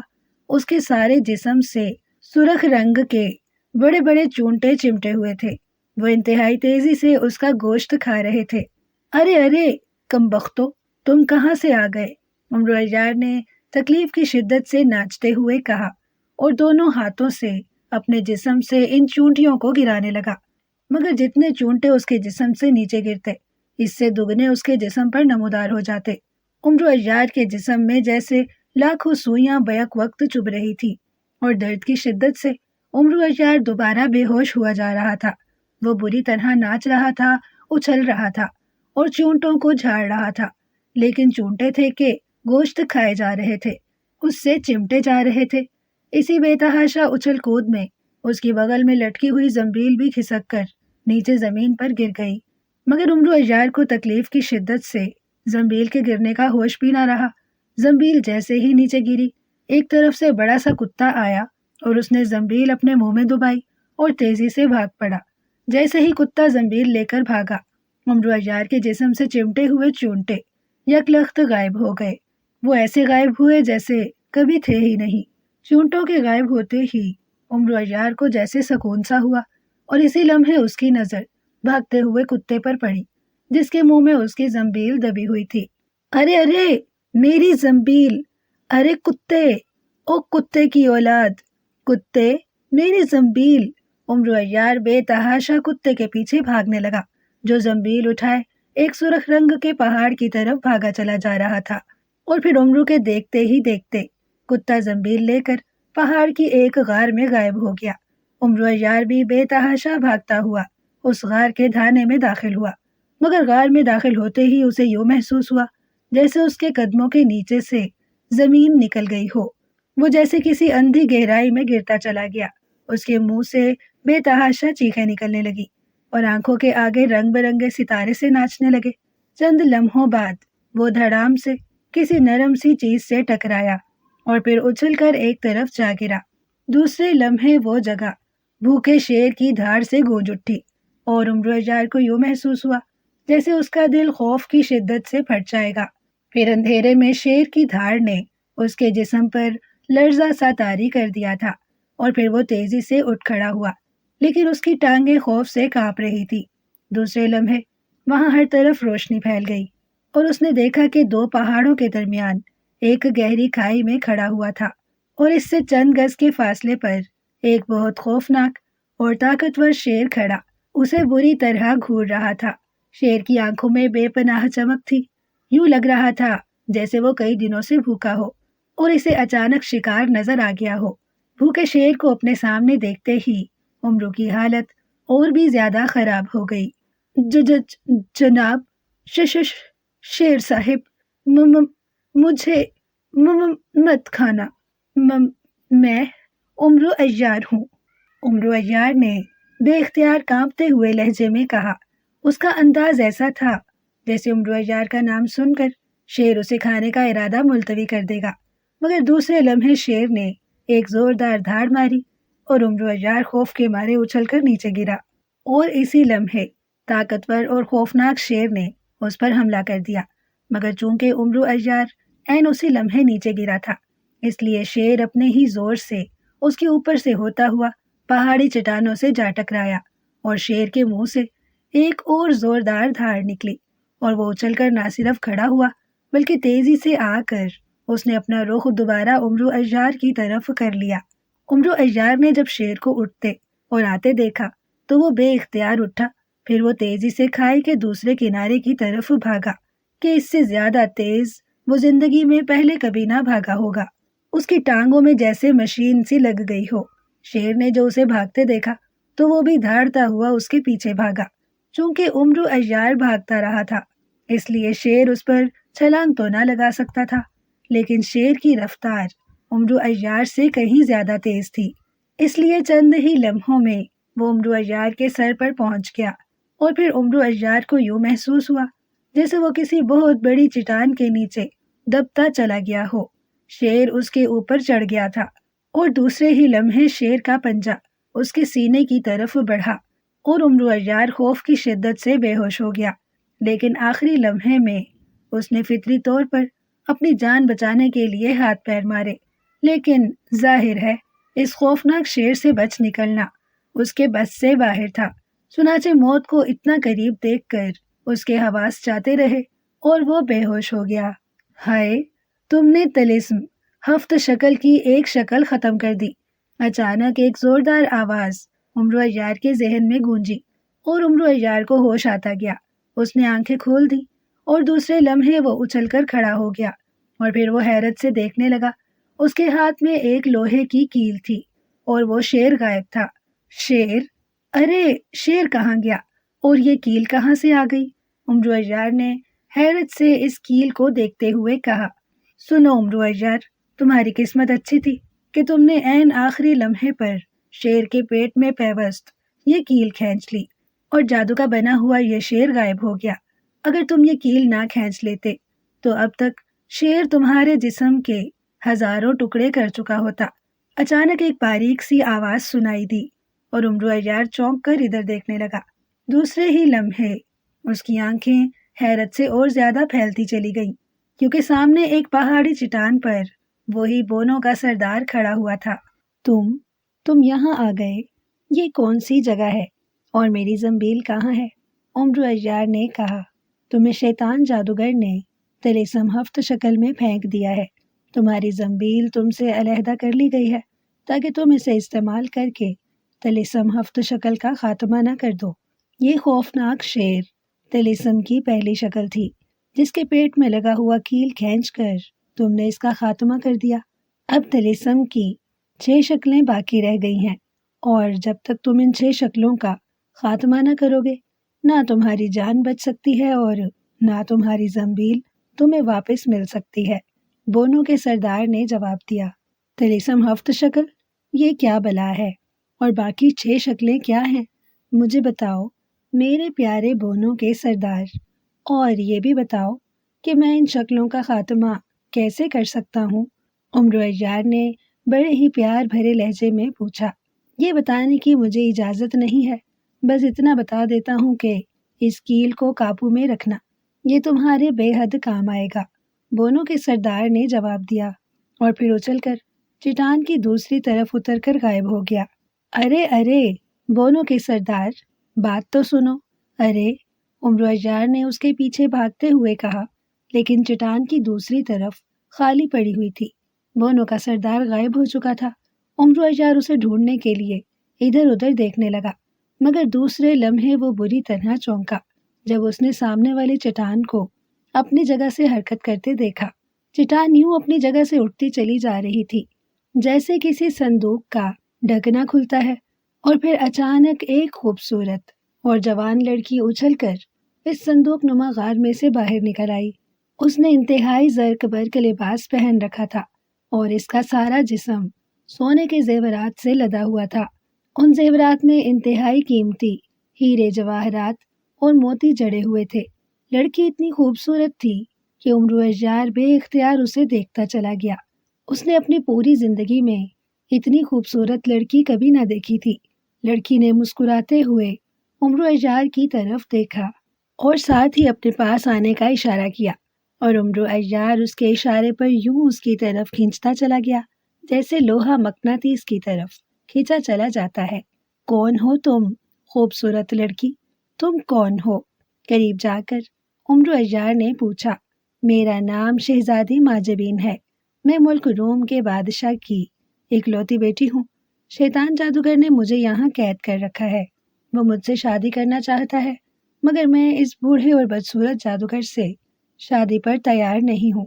البتہ میں تم جیسے خوبصورت جوان سے شادی کر سکتی ہوں، تم مجھے بے حد پسند آئے ہو، لڑکی نے بڑے لاڈ بھرے لہجے میں جواب دیتے ہوئے کہا، اور عمرو عیار کا پچکا ہوا سینہ فخر سے پھولتا چلا گیا۔ اتنی خوبصورت لڑکی اسے خوبصورت جوان کہہ رہی تھی اور پھر اس سے شادی پر بھی تیار تھی، جبکہ لڑکی نے قیمتی زیورات بھی پہنے ہوئے تھے۔ میں تم سے ضرور شادی کروں گا شہزادی ماجبی، لیکن ہم یہاں سے نکلیں گے کیسے؟ عمرو عیار نے کہا، اس کا بڑا آسان طریقہ ہے، تمہارے ہاتھ میں یہ جو کیل ہے اسے اس غار میں پھینک دو، یہ غار خود بخود پھیلتا چلا جائے گا اور پھر ہم آسانی سے دوسری طرف نکل جائیں گے۔ لڑکی نے مسکراتے ہوئے کہا، اچھا پھر تو لطف آ گیا۔ عمرو عیار نے خوشی سے اچھلتے ہوئے کہا، اور دوسرے لمحے اس نے ہاتھ میں پکڑا ہوا کیل غار میں پھینک دیا۔ جیسے ہی اس نے کیل غار میں پھینکا، ایک زوردار دھماکہ ہوا اور دھماکہ ہوتے ہی وہ لڑکی اور غار سب کچھ غائب ہو گیا، اور عمرو عیار آنکھیں پھاڑے حیرت سے ادھر ادھر دیکھتا رہ گیا۔ دوسرے لمحے اسے بونوں کے سردار کی بات یاد آ گئی کہ اس نے کیل کو سنبھال کر رکھنے کی ہدایت کی تھی، اور یقیناً یہ کھیل صرف اس سے کیل حاصل کرنے کے لیے کھیلا گیا تھا، اور عمرو عیار اس لڑکی اور زیورات کو دیکھ کر بونوں کے سردار کی بات سرے سے ہی بھول گیا تھا۔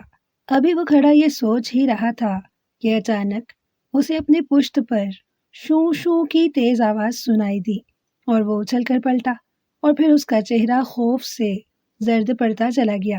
کھائی کے دوسرے کنارے سے ایک انتہائی خوفناک گوریلا ناک سے شوں شوں کی آوازیں نکالتا اس کی طرف بڑھا چلا آ رہا تھا۔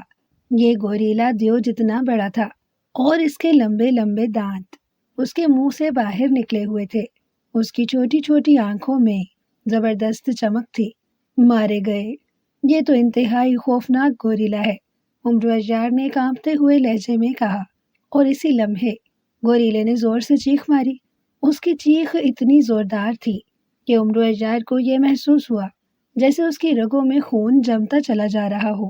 بھائی گوریلے، خدا کے لیے مجھے کچھ نہ کہنا، میں نے تمہارا کچھ نہیں بگاڑا، عمرو عیار نے رونے والی آواز میں کہا، لیکن گوریلا اسی طرح اس کی طرف بڑھتا چلا آ رہا تھا، اور پھر اس سے پہلے کہ عمرو عیار اس سے بچنے کی کوئی ترکیب سوچتا، گوریلے نے اپنے دونوں لمبے بازو بجلی کی سی تیزی سے اس کی طرف بڑھائے، اور عمرو عیار کے جسم کو ایک زوردار جھٹکا لگا۔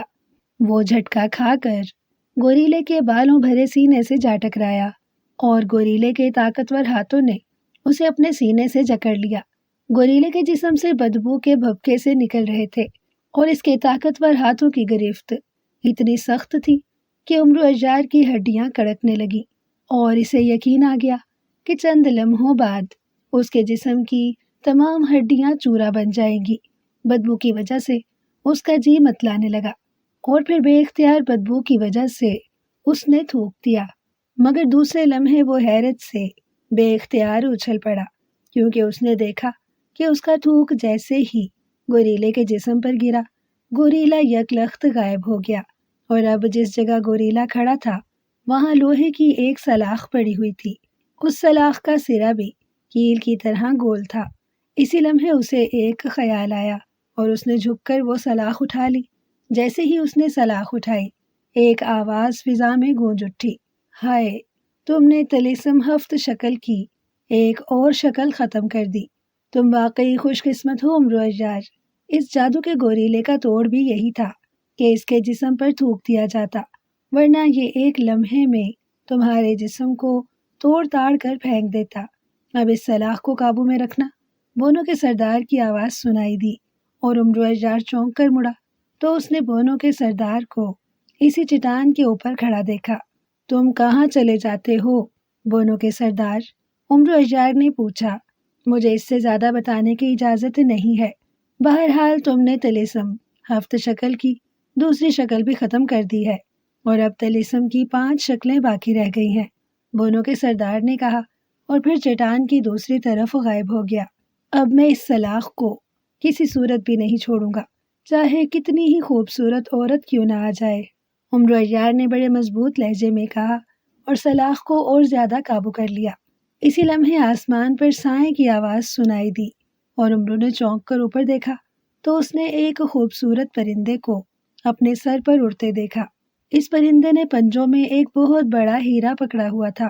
ہیرا اتنا بڑا تھا کہ عمرو عیار نے اس جیسا بڑا ہیرا پہلے کبھی نہ دیکھا تھا، اور چونکہ وہ ہیروں کے متعلق اچھی طرح جانتا تھا، اس لیے ہیرا دیکھتے ہی وہ سمجھ گیا کہ یہ ہیرا اتنا قیمتی ہے کہ 7 بادشاہوں کے خزانے بھی اس کی قیمت ادا نہ کر سکتے تھے۔ ہیرا اتنا بڑا تھا کہ پرندہ اسے اٹھا کر پوری طرح اڑ بھی نہیں پا رہا تھا۔ وہ ہیرے کے وزن سے نیچے جھکتا، پھر زور لگا کر اوپر کو اٹھتا، لیکن پھر نیچے آ جاتا۔ عمرو عیار سے اس کا فاصلہ کچھ زیادہ نہ تھا۔ عمرو عیار ہیرے کو دیکھتے ہی لالچ کی وجہ سے ہونٹوں پر زبان پھیرنے لگا۔ اس کا دل بے اختیار چاہا کہ کاش یہ ہیرا کسی طرح اس کے قبضے میں آ جائے تو وہ دنیا کا امیر ترین آدمی بن جائے گا۔ اسی لمحے پرندہ جھک کر اس کے سر کے زیادہ اوپر آ گیا اور عمرو عیار نے پرندے کو گرانے کے لیے بے اختیار ہاتھ میں پکڑی ہوئی سلاخ اس پرندے پر دے ماری۔ جیسے ہی سلاخ اس کے ہاتھ سے نکلی، ایک دھماکہ سا ہوا اور وہ پرندہ، ہیرا اور سلاخ سب کچھ غائب ہو گیا۔ اسی لمحے عمرو بے اختیار اپنا سر پیٹنے لگا۔ اب اسے سمجھ آئی تھی کہ یہ سب کچھ اس سے سلاخ چھیننے کے لیے کیا گیا ہے، اور وہ ہر بار لالچ میں آ جاتا ہے۔ ابھی عمرو عیار اپنا سر پیٹنے میں مصروف تھا کہ اچانک اسے اپنی پشت کی طرف سے کسی کے دوڑنے کی آواز سنائی دی اور عمرو عیار چونک کر پلٹا۔ دوسرے لمحے وہ حیرت سے، خوف سے بت بنا کھڑا رہ گیا۔ سامنے والی پہاڑی سے 4 حبشی ہاتھوں میں خوفناک نیزے اٹھائے اسی کی طرف دوڑے چلے آ رہے تھے۔ ان حبشیوں کی آنکھیں جوش اور وحشت سے چمک رہی تھیں۔ ان کے جسم انتہائی مضبوط اور سڈول تھے۔ ان حبشیوں نے صرف نچلے دھڑ کو بڑے بڑے پتوں سے ڈھانپا ہوا تھا اور انتہائی تیز رفتاری سے دوڑتے ہوئے اس کی طرف بڑھے چلے آ رہے تھے۔ عمرو عیار کو اب اپنا بچ نکلنا ناممکن نظر آنے لگا۔ وہ اکیلا 4 حبشیوں سے کیسے لڑ سکتا تھا، جبکہ اس کے پاس نہ ہی اس کی زنبیل تھی اور نہ کوئی ہتھیار، اور ویسے بھی عمرو عیار ذہنی چالاکیوں کا ماہر تو تھا، لیکن لڑنے بھیڑنے میں اتنا ناکارہ اور بزدل واقعہ ہوا تھا۔ وہ 4 حبشی اس سے چند قدم کے فاصلے پر آ کر رک گئے۔ ان سب کی نظریں عمرو عیار پر جمی ہوئی تھی اور وہ تیزی سے عمرو عیار کے گرد پھیلتے چلے گئے۔ وہ اس کے گرد دائرہ سا بنا رہے تھے۔ عمرو عیار خوف کی شدت سے اپنی جگہ بت کی طرح ساکت کھڑا تھا۔ اس کا ذہن بھی مفلوج ہو چکا تھا۔ جب عمرو عیار کے گرد دائرہ مکمل ہو گیا اور اچانک ان حبشیوں میں سے ایک نے زوردار چیخ ماری اور وہ سب ایک دائرے کی شکل میں اس کے گرد ناچنے لگے۔ ان کا دائرہ آہستہ آہستہ تنگ ہوتا چلا جا رہا تھا۔ حبشی بھائیو، میں تو تمہارا دوست ہوں، عمرو عیار۔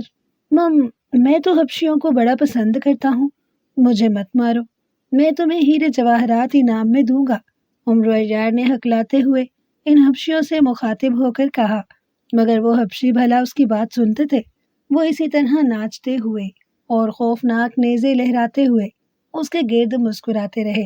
اب وہ عمرو عیار سے خاصے قریب آ چکے تھے اور عمرو عیار کو یقین ہو گیا کہ زیادہ سے زیادہ چند لمحوں بعد یہ 4 کے 4 نیزے اس کے کمزور جسم میں گھس جائیں گے، اور اسی لمحے اس نے موت کے خوف سے بری طرح رونا شروع کر دیا۔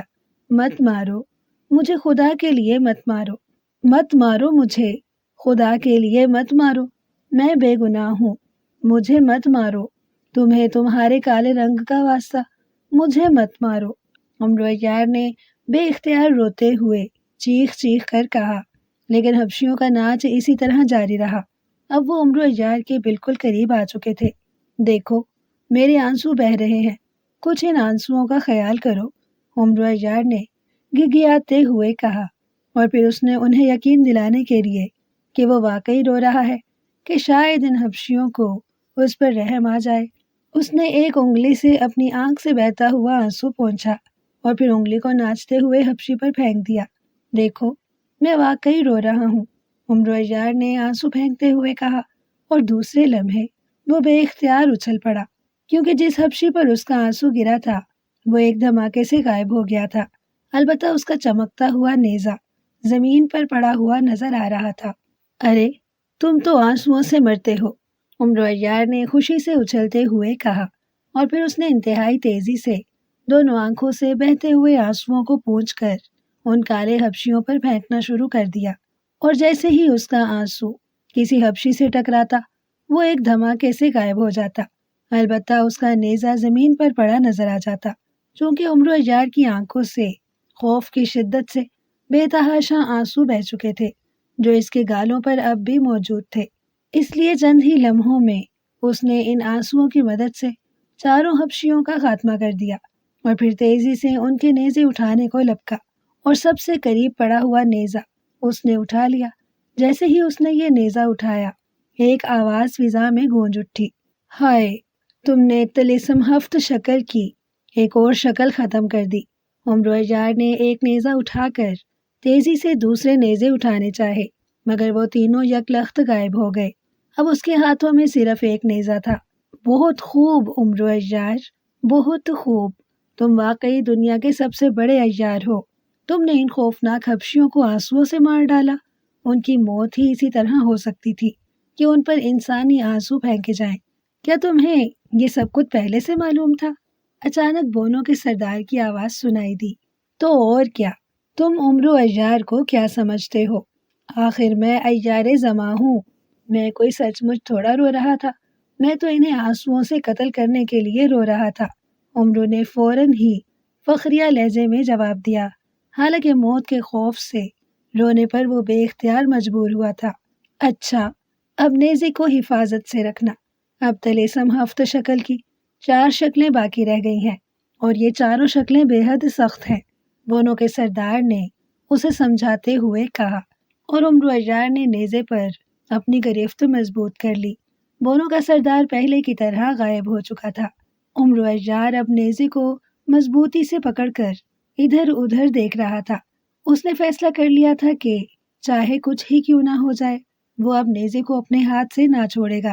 ابھی وہ ادھر ادھر دیکھنے میں مصروف تھا کہ اچانک اسے اپنے سر پر سائیں سائیں کی تیز آوازیں سنائی دیں، اور اس نے چونک کر اوپر دیکھا، اور دوسرے لمحے وہ خوف سے چیختا ہوا ایک طرف بھاگا۔ اس کے سر پر شہد کی بڑی بڑی مکھیوں کا ایک چھتا اڑ رہا تھا۔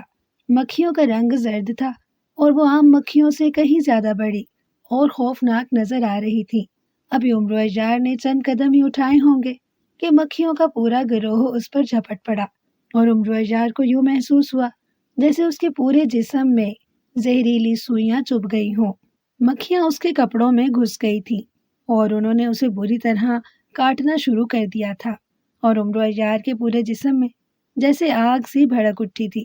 اس نے بے اختیار ہاتھ میں پکڑا ہوا نیزہ نیچے پھینکا اور دونوں ہاتھوں سے اپنے جسم کو نوچنا شروع کر دیا، مگر جیسے ہی اس نے نیزہ نیچے پھینکا یکلخت مکھیاں غائب ہو گئیں، اور عمرو عیار کو یوں محسوس ہوا کہ جیسے کبھی مکھیاں اس کے قریب ہی نہ آئی ہوں، اور نہ ہی اس کے جسم میں کوئی تکلیف تھی، اور نہ ہی اس کے کپڑوں میں کوئی مکھی موجود تھی۔ نیزہ بھی زمین پر گرتے ہی غائب ہو چکا تھا، اور عمرو عیار سمجھ گیا کہ یہ جادو کی مکھیاں تھیں جن کا مقصد صرف اس کے ہاتھ سے نیزہ علیحدہ کرنا تھا۔ گو اس نے نیزہ نہ پھینکنے کا پوری طرح فیصلہ کیا ہوا تھا، لیکن اس بار اس پر وار ہی ایسا ہوا تھا کہ اسے بے اختیار نیزہ پھینکنا پڑا۔ ابھی وہ یہ سوچ ہی رہا تھا کہ نیزہ پھینکنے کے بعد اب اس پر حملہ ہوگا کہ اچانک اس کے سامنے کی زمین پھٹی، اور پھر اس میں سے ایک بڑا سا سرخ رنگ کا مینڈک پھدک کر باہر آ گیا۔ مینڈک کی گول آنکھیں بجلی کی طرح چمک رہی تھی۔ مینڈک کے باہر آتے ہی زمین دوبارہ برابر ہو گئی۔ عمرو عیار بڑے غور سے اس مینڈک کو دیکھ رہا تھا اور سوچ رہا تھا کہ بونو کا سردار تو کہہ رہا تھا کہ طلسم ہفت شکل کی باقی شکلیں بڑی سخت ہیں، لیکن یہ تو ایک مینڈک ہے جسے میں ایک پتھر مار کر بھی ہلاک کر سکتا ہوں۔ لیکن اسی لمحے مینڈک نے منہ کھولا، اور پھر اس کے منہ سے آگ کا ایک شعلہ سا نکل کر عمرو عیار کی طرف لپکا اور عمرو عیار بے اختیار خوفزدہ ہو کر پیچھے ہٹ گیا، لیکن اس بار مینڈک کے منہ سے دوسرا شعلہ نکلا اور وہ عمرو عیار کے بالکل قریب پہنچ گیا۔ عمرو عیار اور زیادہ خوفزدہ ہو کر پیچھے ہٹا، کیونکہ اس نے دیکھا تھا کہ جہاں جہاں مینڈک کے منہ سے نکلا ہوا شعلہ زمین سے ٹکراتا، زمین جھلس جاتی تھی۔ اس سے صاف ظاہر تھا کہ جب بھی یہ شعلہ عمرو عیار سے ٹکرایا، عمرو کا سارا جسم راکھ کا ڈھیر بن جائے گا۔ عمرو عیار جیسے جیسے پیچھے ہٹتا جا رہا تھا، مینڈک کے منہ سے نکلنے والے شعلے اسی قدر زیادہ فاصلے تک پہنچ رہے تھے۔ یہ تو عمرو عیار کی پھرتی تھی کہ وہ عین موقع پر پیچھے ہٹ جاتا اور شعلے کی زد سے بچ نکلتا، لیکن پھر وہ پیچھے ہٹتے ہٹتے اچانک ایک چٹان سے ٹکرا کر نیچے گرا، اور اسی لمحے مینڈک کے منہ سے نکلا ہوا شعلہ اس چٹان پر پڑا جس کے سامنے ایک لمحہ پہلے عمرو عیار موجود تھا، اور چٹان جل کر راکھ ہو گئی۔ اب تو عمرو عیار بری طرح خوفزدہ ہو گیا اور نیچے گرتے ہی بجلی کسی تیزی سے اٹھا، اور اس بار اس نے ایک طرف کو دوڑ لگا دی، لیکن مینڈک کے منہ سے نکلے ہوئے شعلے مسلسل اس کا پیچھا کر رہے تھے، اور وہ ہر بار اچانک رخ بدل جانے کی وجہ سے ان شعلوں سے بچ نکلتا تھا۔ اس کے دوڑنے کا انداز اس خرگوش جیسا تھا جس کے پیچھے شکاری کتا لگا ہوا ہو، اور جب بھی کتا اس کے سر پر پہنچتا وہ اچانک اپنا رخ بدل جاتا اور کتا بے تحاشا بھاگتا ہوا آگے نکل جاتا۔ مسلسل اور تیزی سے بھاگنے کی وجہ سے عمرو عیار کا سانس بری طرح پھول گیا، اور اسے یوں محسوس ہونے لگا کہ جیسے وہ کسی بھی لمحے تھک کر گر پڑے گا اور مینڈک کے منہ سے نکلنے والا خوفناک شعلہ اسے چاٹ لے گا۔ اور بھاگتے بھاگتے اچانک اسے ایک پتھر سے ٹھوکر لگی اور وہ بری طرح چیختا ہوا منہ کے بل زمین پر گر پڑا، اور اس بار شعلہ اس کے اوپر سے نکلتا چلا گیا۔ عمرو عیار اس قدر تھک گیا تھا کہ نیچے گرنے کے بعد اب اس سے حرکت بھی نہیں ہو سکتی تھی، اور اس نے بے اختیار موت کے انتظار میں آنکھیں بند کر لی، کیونکہ اسے معلوم تھا کہ ایک لمحہ بعد شعلہ اس سے ٹکرائے گا اور اسے جلا کر راکھ کر دے گا۔ لیکن جب چند لمحے گزر گئے اور شعلہ اس سے نہ ٹکرایا تو اس نے حیرت کے مارے آنکھیں کھول دیں، اور پھر وہ زمین پر لیٹے لیٹے مڑ گیا تاکہ اس شعلے پھینکنے والے مینڈک کو دیکھ سکے کہ وہ اس کی جان چھوڑ گیا ہے یا نہیں۔ اس نے دیکھا کہ مینڈک بدستور اپنی جگہ پر بیٹھا ہوا تھا، البتہ اس کا منہ بند تھا۔ وہ بس عمرو عیار کو صرف دیکھ رہا تھا۔ عمرو عیار چند لمحے اسے دیکھتا رہا اور سوچتا رہا کہ آخر مینڈک نے شعلے پھینکنے کیوں بند کر دیے ہیں۔ پھر اس کو ایک خیال آیا اور اس نے اپنا ایک ہاتھ بلند کیا، اور جیسے ہی اس کا ہاتھ بلند ہوا مینڈک کا منہ کھلا اور اس میں سے ایک شعلہ نکل کر عمرو کی طرف لپکا۔ عمرو نے ہاتھ تیزی سے واپس زمین سے لگا دیا اور شعلہ اس کے اوپر سے نکلتا چلا گیا، جبکہ مینڈک نے اپنا منہ دوبارہ بند کر لیا تھا۔ اب ساری بات عمرو عیار کی سمجھ میں آ گئی تھی کہ چونکہ وہ زمین سے چمٹا ہوا تھا اس لیے مینڈک کو نظر نہیں آ رہا تھا۔ جیسے ہی اس کا ہاتھ زمین سے علیحدہ ہوا مینڈک کو نظر آ گیا اور اس نے شعلہ پھینک دیا۔ عمرو عیار اس طرح اچانک منہ کے بل زمین پر گرنے کی وجہ سے مینڈک کے شعلوں سے تو بچ نکلا تھا، لیکن مینڈک بیٹھا ہوا تھا، اور ظاہر ہے عمرو عیار اب باقی ساری زندگی اس طرح زمین پر پڑے پڑے تو نہ گزار سکتا تھا۔ چنانچہ اس نے مینڈک کو مارنے کی تجویز سوچی۔ اس نے قریب پڑا ہوا ایک پتھر اٹھایا اور پھر زمین پر لیٹے ہی لیٹے مینڈک کی طرف کھسکنے لگا۔ اس کی کوشش یہی تھی کہ اس کے جسم کا کوئی حصہ زمین سے علیحدہ نہ ہو، لیکن اس طرح اسے گھسٹنے میں بے حد مشکل پیش آ رہی تھی، لیکن موت کے خوف سے وہ مجبور تھا۔ آہستہ آہستہ رینگتے ہوئے وہ مینڈک کے قریب ہوتا چلا گیا۔ مینڈک کی آنکھیں البتہ عمرو عیار پر جمی ہوئی تھی، لیکن اس کا منہ بدستور بند تھا۔ عمرو عیار آگے کھسکتا گیا اور پھر وہ مینڈک کے بالکل قریب پہنچ گیا۔ اس نے ہاتھ اٹھا کر پتھر مینڈک کے سر پر مارنا چاہا، مگر جیسے ہی اس نے ہاتھ اٹھایا مینڈک کا منہ کھلا اور اس میں سے شعلہ نکلا۔ عمرو عیار نے ہاتھ تو تیزی سے نیچے کر لیا، البتہ وہ پتھر شعلے سے ٹکرا کر راکھ بن کر زمین پر بکھر گیا۔ مینڈک نے ایک بار پھر منہ بند کر لیا تھا۔ اب تو عمرو عیار کو قریب اور کوئی پتھر بھی نظر نہیں آ رہا تھا، اس مینڈک کو مارنا بھی ضروری تھا۔ اسی لمحے ایک اور خیال اسے آ گیا۔ اس نے اپنا ہاتھ زمین سے لگائے ہوئے اپنی جوتی کی طرف بڑھایا اور پھر پیر میں پہنی ہوئی جوتی اس نے اتاری اور ہاتھ کو اسی طرح زمین سے لگا کر اس نے سیدھا کر لیا۔ جوتی اب اس کے ہاتھ میں تھی۔ وہ اور زیادہ آگے کھسکنے لگا تاکہ اسے جوتی مارنے کے لیے ہاتھ اونچا نہ کرنا پڑے۔ اس نے جوتی مارنے کے لیے ایک اور تجویز سوچی تھی کہ مینڈک کے اتنے قریب پہنچ جائے کہ زمین پر لیٹ کر وہ ہاتھ اونچا کر کے جوتی مار دے، کیونکہ اس طرح پورا ہاتھ زمین سے علیحدہ نہ ہوتا تھا، اور ظاہر ہے جب پورا ہاتھ زمین سے علیحدہ نہ ہوگا تو مینڈک کو بھی نظر نہ آئے گا اور وہ جوتی کی زد میں آ جائے گا۔ عمرو عیار کو پورا یقین تھا کہ اس کی گائے کے چمڑے سے بنی ہوئی بھاری جوتی کی 2-4 ضربات اگر صحیح طریقے سے مینڈک کو لگ گئی تو مینڈک ضرور مر جائے گا۔ چنانچہ مینڈک کے قریب پہنچ کر اس نے کوہنی کو زمین پر ٹکایا اور جوتی والا ہاتھ اونچا کیا۔ اب جوتی مینڈک کے عین سر پر پہنچ گئی تھی، اور اس بار عمرو عیار کا ہاتھ واقعی اونچا ہونے کے باوجود مینڈک کا منہ بند رہا، اور عمرو عیار نے پوری قوت سے جوتی اس کے سر پر مار دی۔ جیسے ہی جوتی مینڈک کے لگی، ایک دھماکہ ہوا اور مینڈک غائب ہو گیا، اور جس جگہ مینڈک بیٹھا ہوا تھا وہاں ایک منکا سا پڑا ہوا نظر آ رہا تھا۔ عمرو عیار نے جھپٹ کر وہ منکا اٹھا لیا۔ ہائے، تم نے طلسم ہفت شکل کی ایک اور شکل ختم کر دی۔ عمرو عیار کے منکا اٹھاتے ہی ایک آواز فضا میں گونجی، اور عمرو عیار خوشی سے نعرہ مارتے ہوئے اٹھ کر کھڑا ہو گیا۔ بہت خوب عمرو عیار، بہت خوب، تم واقعی بے حد عقل مند اور ذہین ہو۔ اس مینڈک کی موت ہی اسی طرح تھی کہ اس پر گائے کے چمڑے سے اس طرح وار کیا جائے۔ بونو کے سردار کی آواز سنائی دی اور عمرو عیار بے اختیار اس طرف مڑا۔ دیکھا بونو کے سردار، عمرو عیار نے کیسے اس خوفناک مینڈک کو مار دیا ہے؟ عمرو عیار نے فخر سے اکڑتے ہوئے کہا۔ ہاں، میں نے دیکھا ہے، تم واقعی عیار زماں ہو، اب میں تمہیں مان گیا ہوں، لیکن بس ایک خیال رکھنا کہ اب منکے کو مت پھینکنا۔ اب طلسم ہفت شکل کی صرف 3 شکلیں باقی رہ گئی ہیں، اور اب وہ تینوں شکلیں تم پر اکٹھی ہی حملہ آور ہوں گی۔ یہ یہاں کا قانون ہے، اب پوری طرح ہوشیار رہنا، بونو کے سردار نے کہا، اور پھر وہ چٹان سے نیچے اتر کر غائب ہو گیا۔ تینوں شکلیں اکٹھی؟ ارے خدا کی پناہ، میں یہ کس عذاب میں پھنس گیا ہوں۔ کاش میرے پاس زنبیل ہوتی، پھر میں ان شکلوں سے اچھی طرح نپٹ لیتا، بلکہ ان کی شکلیں ہی بگاڑ دیتا، عمرو عیار نے بڑبڑاتے ہوئے کہا۔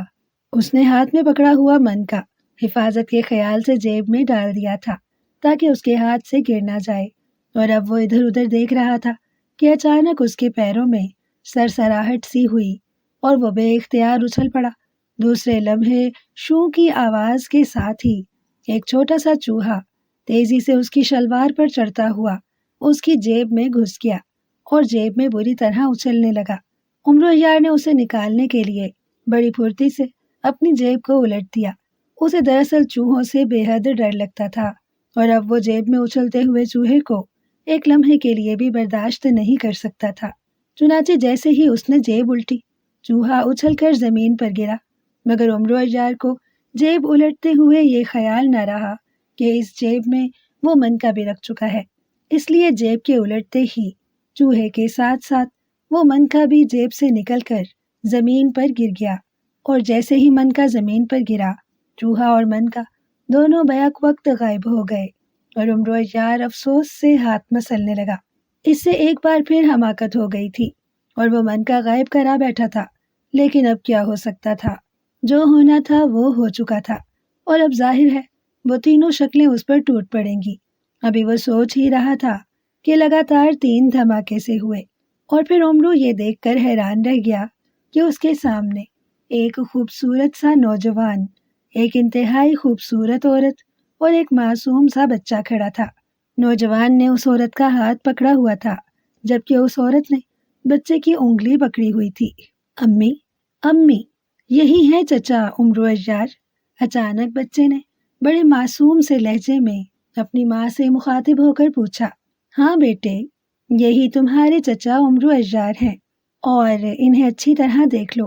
اس عورت نے مسکراتے ہوئے کہا، بیٹے یہ بہت بڑے آدمی ہیں، پوری دنیا میں ان کی شہرت ہے، انہوں نے بڑے بڑے جادوگروں کو مار ڈالا ہے، ساری دنیا کے جادوگر ان سے بہت ڈرتے ہیں۔ اس عورت نے بڑے فخریہ انداز میں بچے سے مخاطب ہو کر عمرو عیار کی طرف اشارہ کرتے ہوئے کہا، اور عمرو عیار کا سینہ اپنی تعریف سن کر فخر سے پھولتا چلا گیا۔ اوہ چچا عمرو عیار، آپ تو واقعی بہت بڑے اور اچھے آدمی ہیں، آپ کے تو بہت سے کارنامے میں نے سنے ہوئے ہیں، کیا آپ مجھے پیار کریں گے تاکہ اپنے دوستوں کو یہ کہہ سکوں کہ چچا عمرو عیار نے مجھے پیار کیا تھا؟ معصوم سے بچے نے اپنی امی کی انگلی چھوڑ کر عمرو عیار کی طرف بڑھتے ہوئے کہا، ہاں ہاں کیوں نہیں، عمرو عیار تو بچوں سے بہت پیار کرتے ہیں۔ اس کی امی نے آگے بڑھتے ہوئے کہا، اور اس عورت کے ساتھ ساتھ اس کا شوہر بھی آگے بڑھایا، بالکل پیار کروں گا، ضرور کروں گا، تم بہت اچھے بچے ہو، عمرو عیار نے خوشی سے پھولے ہوئے لہجے میں کہا، اور پھر اس نے قریب پہنچتے ہوئے بچے کو اپنے دونوں ہاتھوں پر اٹھا لیا اور اس کی پیشانی اپنے منہ کے قریب لے آیا تاکہ اس کی پیشانی پر پیار کرے، کہ اچانک عمرو عیار کو یوں محسوس ہوا جیسے بچے کی ٹانگیں لمبی ہوتی چلی گئی ہوں۔ مجھے پیار کرو چچا عمرو عیار، مجھے پیار کرو، بچے نے بری طرح مچلتے ہوئے کہا، مگر عمرو عیار کی نظریں اس کی ٹانگوں پر جمی ہوئی تھیں۔ بچے کا چھوٹا سا جسم تو عمرو عیار کے ہاتھوں میں اٹھا ہوا تھا، لیکن اس کی ٹانگیں لمبی ہو کر زمین پر ٹکی ہوئی تھی، اور عمرو عیار سمجھ گیا کہ یہ آدمی کا بچہ نہیں ہو سکتا، چنانچہ اس نے گھبرا کر اسے نیچے پھینک دیا۔ جیسے ہی عمرو عیار نے بچے کو نیچے پھینکا، بچے کے منہ سے چیخ سی نکلی اور وہ زمین پر گر کر بری طرح تڑپنے لگا، اور عمرو عیار بھی حیران ہو کر اسے دیکھنے لگا، کیونکہ اب بچے کی ٹانگیں بالکل پہلے جیسی چھوٹی چھوٹی تھیں۔ ارے ہمارے بچے کو مار دیا، ارے ظالم یہ کیا کیا، جلدی اسے اٹھا کر سیدھا کرو، اس عورت نے عمرو عیار کو بری طرح جھنجھوڑتے ہوئے کہا، اور عمرو عیار گھبرا کر بچے کو اٹھانے کے لیے جھکا، اور اسی گھبراہٹ میں اس کا پیر پوری قوت سے بچے کی پسلیوں سے ٹکرا گیا اور بچے کے حلق سے زوردار چیخ نکلی، مار دیا، تم نے میرے بچے کو مار دیا۔ اس عورت نے عمرو عیار کا بازو پکڑا اور اس پر کاٹنے کے لیے جھکی، یوں لگتا تھا جیسے غصے کی شدت سے وہ عمرو عیار کی بوٹیاں اڑا دے گی۔ میں نے کچھ نہیں کیا، عمرو عیار گھبرا کر اچھلا، اور اس نے ایک زوردار جھٹکا دے کر اپنا بازو اس عورت کے ہاتھوں سے چھڑانا چاہا، مگر عورت نے اس کا بازو پوری قوت سے جکڑ رکھا تھا، اور وہ بار بار کوشش کر رہی تھی کہ اس کے بازو پر دانت گاڑ دے، کہ عمرو عیار بے اختیار اپنے آپ کو بچانے اور گھبراہٹ کی شدت میں اس نے عورت کے بال پکڑ کر اس کے سر کو اوپر کی طرف کھینچا تاکہ اپنے بازو کو اس کے دانتوں سے بچا سکے۔ اس نے جیسے ہی عورت کے بال پکڑ کر اس کے سر کو اوپر کی طرف کھینچا، عورت بری طرح تڑپتی ہوئی اور چیختی ہوئی زمین پر گرنے لگی، اور عمرو عیار یہ دیکھ کر بری طرح گھبرا گیا کہ عورت کے بالوں کی ایک لٹ عمرو عیار کے ہاتھ میں رہ گئی تھی، اور عورت زمین پر گر کر بری طرح لوٹ پوٹ ہو رہی تھی۔ یہ لٹ مجھے دے دو عمرو عیار، تم بہت ظالم آدمی ہو، اس آدمی نے جو اب تک خاموش کھڑا تھا عورت کے گرتے ہی غصے سے چیختے ہوئے کہا، اور عمرو عیار کے ہاتھ سے وہ لٹ لینے کے لیے اس پر جھپٹا۔ اس کا انداز اتنا وحشت انگیز اور خوفناک تھا کہ عمرو عیار گھبرا کر پیچھے ہٹ گیا۔ میں نے نہیں مارا، میں، عمرو عیار نے ہکلاتے ہوئے کہا۔ وہ اس سارے چکر سے اب بری طرح سے گھبرا گیا تھا۔ یہ لٹ مجھے دے دو ورنہ میں تمہیں مار ڈالوں گا، اس آدمی نے ایک بار پھر عمرو عیار پر جھپٹتے ہوئے کہا، اور عمرو عیار نے گھبرا کر لٹ نیچے زمین پر پھینک دی۔ تم نے لٹ مجھے کیوں نہیں دی؟ وہ آدمی بری طرح چیخا، اور پھر وہ عمرو عیار پر اس طرح حملہ آور ہوا جیسے ایک ہی ضرب سے عمرو عیار کو ختم کر دے گا۔ مجھے مت مارو، میں بے قصور ہوں، عمرو عیار نے گھبرا کر اسے روکنے کے لیے دونوں ہاتھ آگے بڑھائے، اور اسی لمحے اس کا ایک ہاتھ اس آدمی کے چہرے سے ٹکرایا، اور خوف کی شدت سے چونکہ عمرو عیار کے ہاتھوں کی انگلیاں اکڑی ہوئی تھیں، اس لیے اس کی 2 انگلیاں اس آدمی کی دونوں آنکھوں میں گھستی چلی گئی، کیونکہ وہ آدمی بری طرح عمرو اجار پر جھپٹ رہا تھا۔ پھر جیسے ہی عمرو اجار کی دونوں انگلیاں اس کی آنکھوں میں گھسی، وہ آدمی چیخ مار کر زمین پر بیٹھتا چلا گیا۔ اس نے دونوں ہاتھ اپنی آنکھوں پر رکھے ہوئے تھے اور عمرو اجار اور بھی زیادہ گھبرا گیا، مگر دوسرے لمحے وہ حیرت اور خوف سے اچھل پڑا جب اس نے دیکھا کہ جیسے ہی وہ آدمی زمین پر بیٹھا، لگاتار 3 دھماکے ہوئے اور بچہ، عورت اور آدمی تینوں غائب ہو گئے۔ اب جس جگہ وہ تینوں موجود تھے وہاں عمرو اجار کی زنبیل پڑی ہوئی تھی۔ عمرو اجار اپنی زنبیل دیکھتے ہی ایک لمحے کے لیے تو حیرت سے بت بنا کھڑا رہا، مگر پھر دوسرے لمحے وہ یوں زنبیل پر جھپٹا جیسے کئی روز کا بھوکا شیر اپنے شکار پر جھپٹتا ہے، اور اس نے بڑی پھرتی سے زنبیل اٹھا کر اپنی بغل میں لٹکا لی۔ اسی لمحے فضا میں رونے پیٹنے اور بین کرنے کی آوازیں سنائی دینے لگیں۔ افسوس، طلسم ہفت شکل کی آخری 3 شکلیں بھی ختم ہو گئیں۔ افسوس، طلسم ہفت شکل ختم ہو گیا۔ اچانک ایک زوردار اور چیختی ہوئی آواز سنائی دی، اور پھر ایک کان پھاڑ دھماکہ ہوا، اور عمرو اجار کو یوں محسوس ہوا جیسے پوری زمین پھٹ پڑی ہو اور سارا آسمان اس پر ٹوٹ پڑا ہو۔ اس نے خوف کی شدت سے آنکھیں بند کر لیں۔ دھماکے کی گونج جلد ہی ختم ہو گئی اور ہر طرف سکوت سا چھا گیا۔ زندہ باد عمرو اجار، زندہ باد! تم نے دنیا کا سب سے بڑا اور خوفناک طلسم ہفت شکل کا خاتمہ کر دیا۔ اچانک بونوں کے سردار کی آواز عمرو اجار کے کانوں میں پڑی اور اس نے بے اختیار آنکھیں کھول دیں، اور دوسرے لمحے وہ یہ دیکھ کر حیران رہ گیا کہ وہ دوبارہ اسی پہاڑی پر کھڑا تھا جہاں سے شیطان جادوگر گھوڑے کے روپ میں اس سے اس کی زنبیل اڑا کر لے گیا تھا، اور سامنے چٹان پر بونوں کا سردار کھڑا تھا۔ ختم ہو گیا طلسم ہفت شکل؟ عمرو اجار نے یوں بونوں کے سردار سے مخاطب ہو کر پوچھا جیسے اسے ابھی تک یقین نہ آ رہا ہو کہ واقعی یہ خوفناک طلسم ختم ہو گیا تھا۔ ہاں عمرو اجار، خوش ہو جاؤ، تم نے شیطان جادوگر کی آدھی طاقت ختم کر دی ہے۔ یہ بچہ، عورت اور مرد، تینوں طلسم ہفت شکل کی آخری 3 شکلیں تھیں۔ اگر تم بچے کو چوم لیتے تو اسی وقت جل کر راکھ ہو جاتے۔ پھر اس بچے کی موت اسی طرح ہو سکتی تھی کہ کوئی اس کی پسلیوں میں زوردار ٹھوکر مارے، اور تم جانتے ہو کہ یہ کتنا مشکل اور ناممکن کام ہے۔ کوئی بھی شخص بچے کی پسلیوں میں ٹھوکر نہیں مارے گا اور اسے یقیناً چوم لے گا، لیکن تم واقعی بہت بڑے اجار ہو۔ تم نے اسے چوما بھی نہیں بلکہ نیچے پھینک کر اس کی پسلیوں میں ٹھوکر مار دی۔ اس طرح یہ خوفناک شکل ختم ہو گئی۔ اس کے بعد عورت کی موت اسی طرح تھی کہ اس کے بالوں کی لٹ اکھاڑ لی جائے، اور وہ تم نے اکھاڑ لی۔ اگر وہ عورت تمہارے بازو پر کاٹ لیتی تو اسی وقت تمہارے جسم میں آگ لگ جاتی اور تم ہلاک ہو جاتے۔ اس طرح تم نے اس شکل کا خاتمہ کر دیا، اور آخر میں وہ مرد تھا، اس کی موت اس طرح تھی کہ کوئی اس کی دونوں آنکھیں نکال دے، اور تم نے ایسا ہی کر دیا۔ اور اگر تم اس عورت کی لٹ اس آدمی کو دے دیتے تو پھر تم اس سے کبھی نہ بچ سکتے اور تمہاری موت یقینی ہو جاتی، اور تم نے اس آخری شکل کا بھی خاتمہ کر دیا۔ اس طرح تم نے اپنی زنبیل بھی حاصل کر لی اور شیطان جادوگر کے قائم کردہ اس خوفناک طلسم ہفت شکل کا بھی خاتمہ کر دیا۔ تم جیت گئے عمرو اجار، تم جیت گئے۔ بونوں کے سردار نے اسے پوری تفصیل بتاتے ہوئے کہا، میں ہمیشہ جیتتا ہوں بونوں کے سردار۔ آخر میرا نام عمرو اجار ہے، مجھ سے کون مقابلہ کر سکتا ہے؟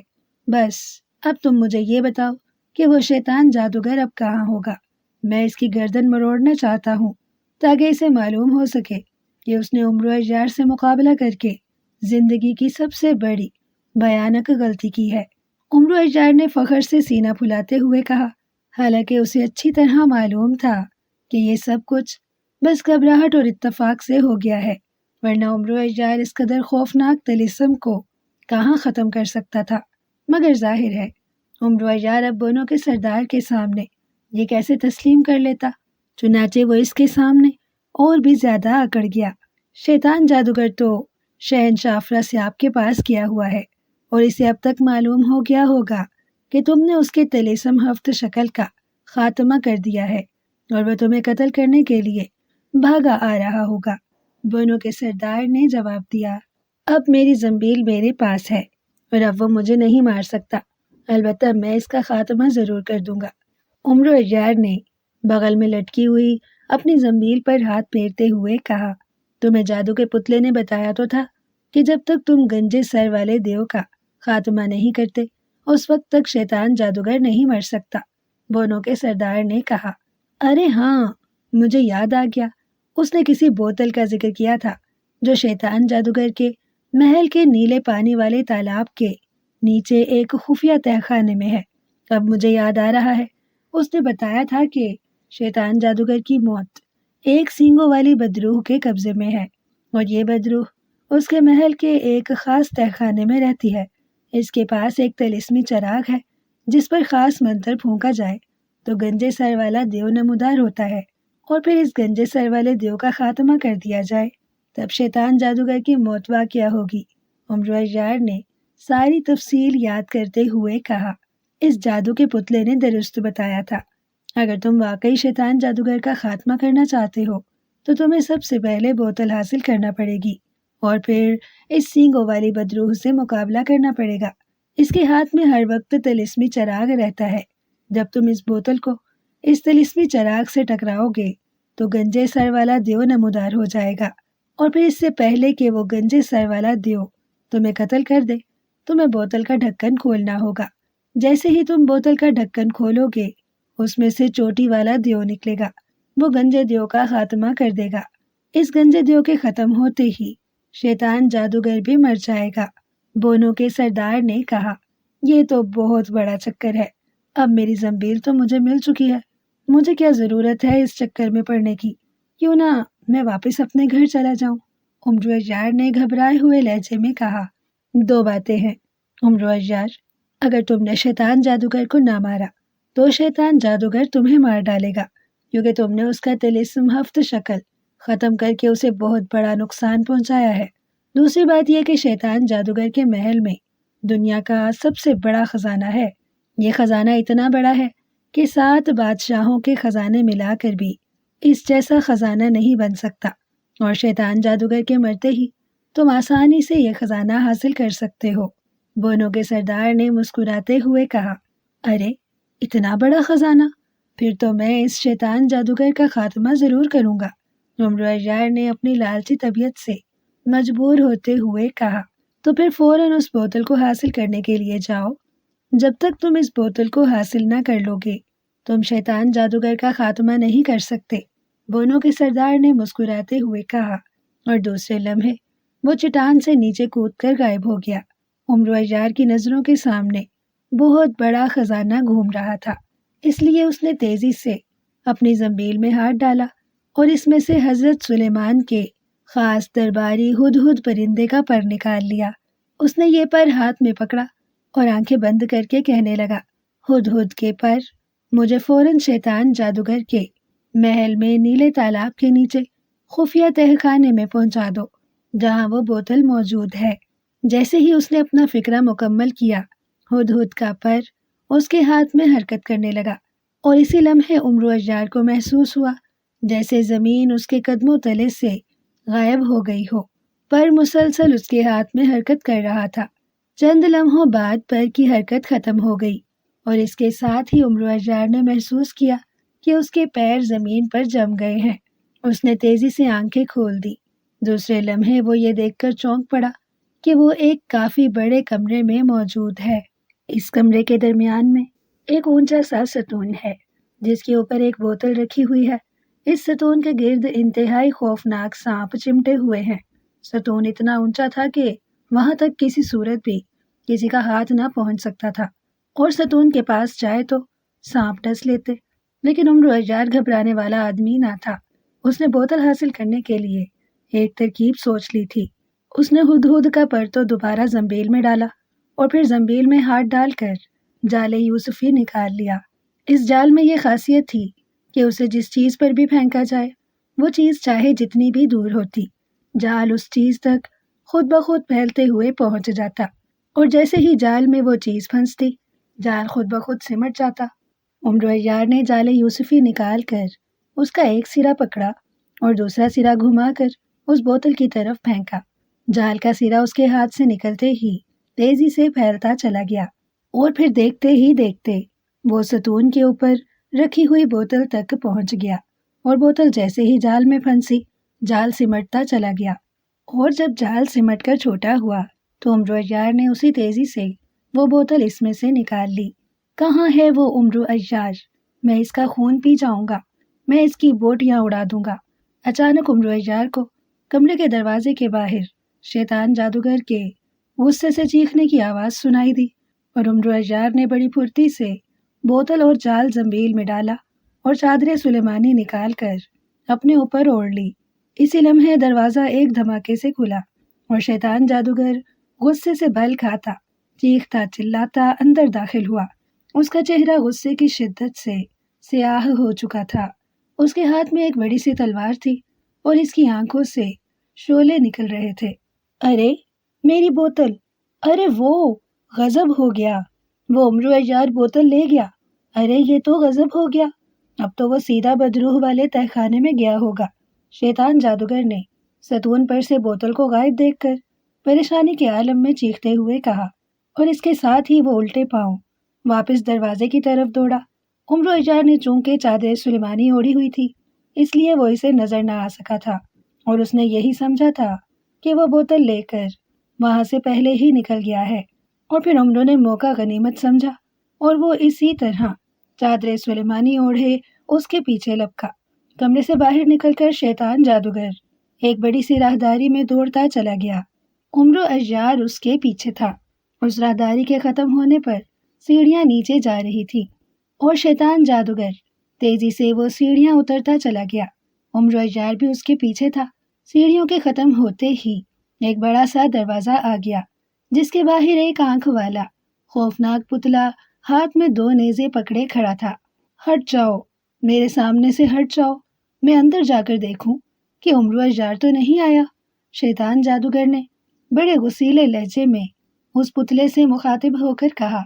नहीं मेरे आका, यहाँ कोई नहीं आया और आ ही नहीं सकता। मैं जो यहाँ मौजूद हूँ, पुतले ने बड़े मौदबाना लहजे में जवाब देते हुए कहा। तुम नहीं जानते उम्र अय्यार को, वो बहुत बड़ा अय्यार है। मैं जब तक खुद अपनी आंखों से ना देख लूं, मुझे चैन नहीं आएगा। शैतान जादूगर ने कहा और उसने अपने हाथ से उस पुतले को एक तरफ हटा दिया। उस पुतले के एक तरफ हटते ही दरवाजा खुद ब खुद एक धमाके से खुलता चला गया और फिर शैतान जादूगर तेजी से अंदर दाखिल हो गया। चूंकि दरवाजा खुला हुआ था, इसलिए उम्र अय्यार भी चादर ओढ़े उसके पीछे दरवाजे में दाखिल होने लगा।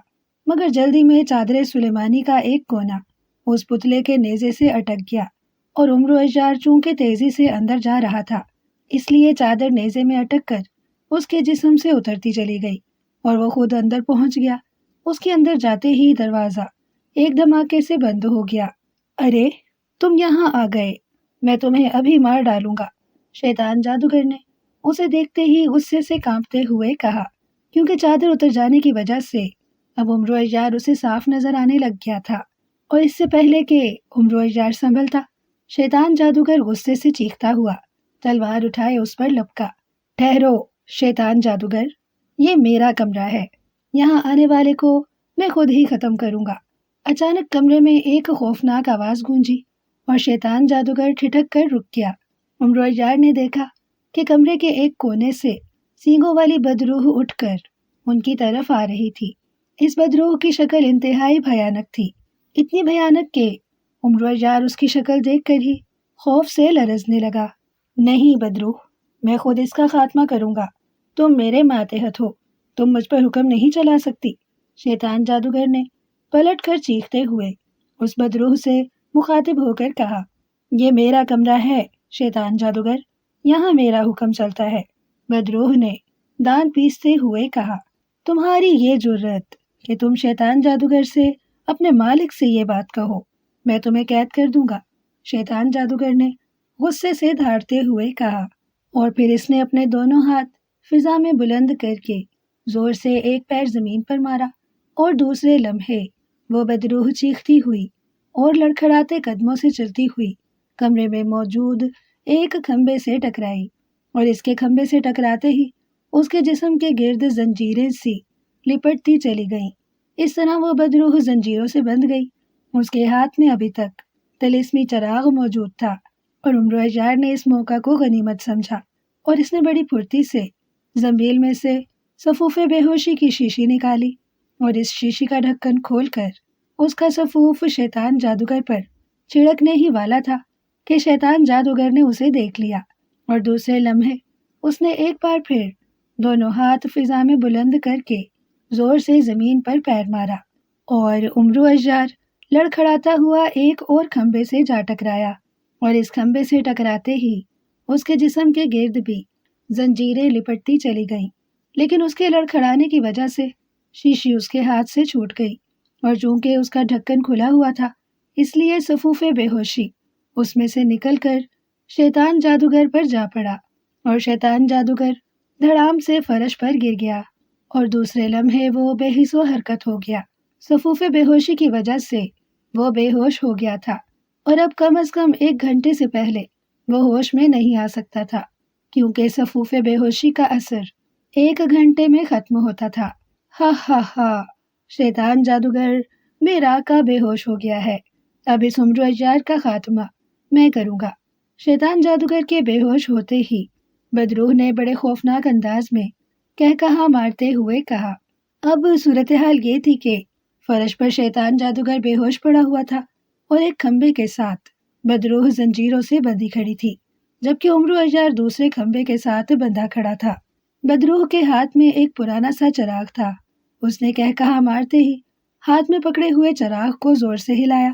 اس کے چراغ ہلاتے ہی کمرہ خوفناک آوازوں سے گونج اٹھا اور پھر عمرو اجار نے دیکھا کہ کمرے کے چاروں کونوں سے کئی خوفناک دیو نکل آئے جن کے ہاتھوں میں ننگی تلواریں تھیں۔ وہ سب تلواریں لہراتے ہوئے تیزی سے عمرو اجار کی طرف بڑھنے لگے۔ عمرو اجار کھمبے کے ساتھ اس طرح بندھا ہوا تھا کہ ایک زنجیر اس کے گردن کے گرد اور دوسری اس کے پیٹ کے گرد بندھی ہوئی تھی۔ اس طرح اس کے دونوں ہاتھ آزاد رہ گئے تھے۔ اس نے بڑی پھرتی سے بغل میں موجود زنبیل میں ہاتھ ڈال کر ستون سے اٹھائی ہوئی بوتل نکال لی۔ اس بوتل کو اس نے جیسے ہی زنبیل سے باہر نکالا، کمرے کے کونوں سے نکل کر اس کی طرف بڑھتے ہوئے تمام دیو یک لخت غائب ہو گئے۔ اوہ، تم نے بوتل حاصل کر لی، کاش شیطان جادوگر نے مجھے باندھ نہ دیا ہوتا، اب بھی میں تمہارا خون پی جاؤں گی۔ بدروح نے عمرو اجار کے ہاتھ میں بوتل دیکھتے ہی غصے سے چیختے ہوئے کہا۔ اس کی چیخ اتنی خوفناک تھی کہ عمرو اجار بری طرح سہم گیا، لیکن اس نے اپنے ہوش و حواس سلامت رکھے اور اس نے تیزی سے ہاتھ بڑھا کر بوتل کو بدروح کے طلسمی چراغ سے ٹکرا دیا۔ جیسے ہی بوتل طلسمی چراغ سے ٹکرائی، ایک دھماکہ سا ہوا اور چراغ کی بنی ہوئی جگہ سے دھواں سا نکل کر چھت کی طرف بلند ہو گیا۔ دوسرے لمحے اس دھوئیں میں سے گنجے سر اور بڑی بڑی مونچھوں والا دیو نمودار ہوا، جس کے ہاتھ میں ایک بڑا سا تیز دھار خنجر تھا۔ اس دیو نے نمودار ہوتے ہی بڑی پھرتی سے خنجر والا ہاتھ پیچھے کیا، جیسے جھک کر عمرو اجار کو خنجر مارنا چاہتا ہو، کہ عمرو اجار نے بڑی پھرتی سے بوتل کا ڈھکنا کھول دیا۔ ڈھکنا کھلتے ہی ایک دھماکہ سا ہوا اور بوتل میں سے تیزی سے دھواں نکلا اور آنن فانن اس دھوئیں میں سے ایک چوٹی والا دیو نکلا جس کے ہاتھ میں تلوار تھی، اور چوٹی والے دیو نے پلک جھپکنے میں تلوار گنجے دیو کے پیٹ میں گھوم دی۔ جیسے ہی وہ تلوار گنجے دیو کے پیٹ میں گھسی، ایک خوفناک دھماکہ ہوا اور وہ بدروح، دونوں دیو اور کمرہ غائب ہو گیا۔ عمرو اجار اب ایک کھلی جگہ پر آزاد کھڑا تھا، جبکہ اس کے سامنے شیطان جادوگر ابھی تک بے ہوش پڑا ہوا تھا۔ عمرو اجار نے شیطان جادوگر کی آنکھیں کھلتی دیکھی۔ وہ شاید ہوش میں آ رہا تھا، لیکن عمرو اجار اس موقع کو کیسے ہاتھ سے جانے دیتا۔ اس نے بڑی پھرتی سے زنبیل میں سے خنجر نکالا اور اچھل کر خنجر شیطان جادوگر کے سینے میں گھونپ دیا۔ شیطان جادوگر کی ساری طاقت چونکہ ختم ہو گئی تھی، اس لیے خنجر داؤدی اس کے جسم میں گھستے ہی اس کے جسم میں آگ لگ گئی اور دیکھتے ہی دیکھتے وہ جل کر راکھ ہو گیا۔ جیسے ہی اس کا جسم جل کر راکھ ہوا، اس کا پورا محل غائب ہو گیا اور عمرو اجار نے دیکھا کہ اس کے سامنے بہت بڑے خزانے کا ڈھیر پڑا ہوا تھا، ساتھ ہی چادر سلیمانی اور صفوف بے ہوشی والی شیشی بھی موجود تھی۔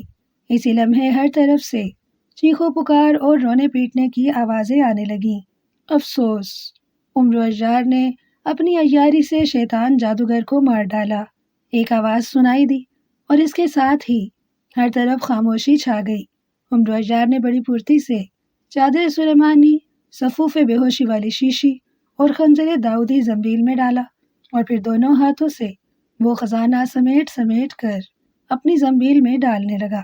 اس کا دل خوشی سے بری طرح اچھل رہا تھا۔ اس نے بہت بڑے جادوگر کا خاتمہ کر دیا تھا اور ساتھ ہی اسے اتنا بڑا خزانہ مل گیا تھا کہ اس سے بڑا خزانہ اس نے آج تک نہ دیکھا تھا، اور سب سے زیادہ خوشی کی بات یہ تھی کہ اب یہ تمام خزانہ اس کا تھا، اس کا اپنا، اور اس کا کوئی ہاتھ روکنے والا نہیں تھا۔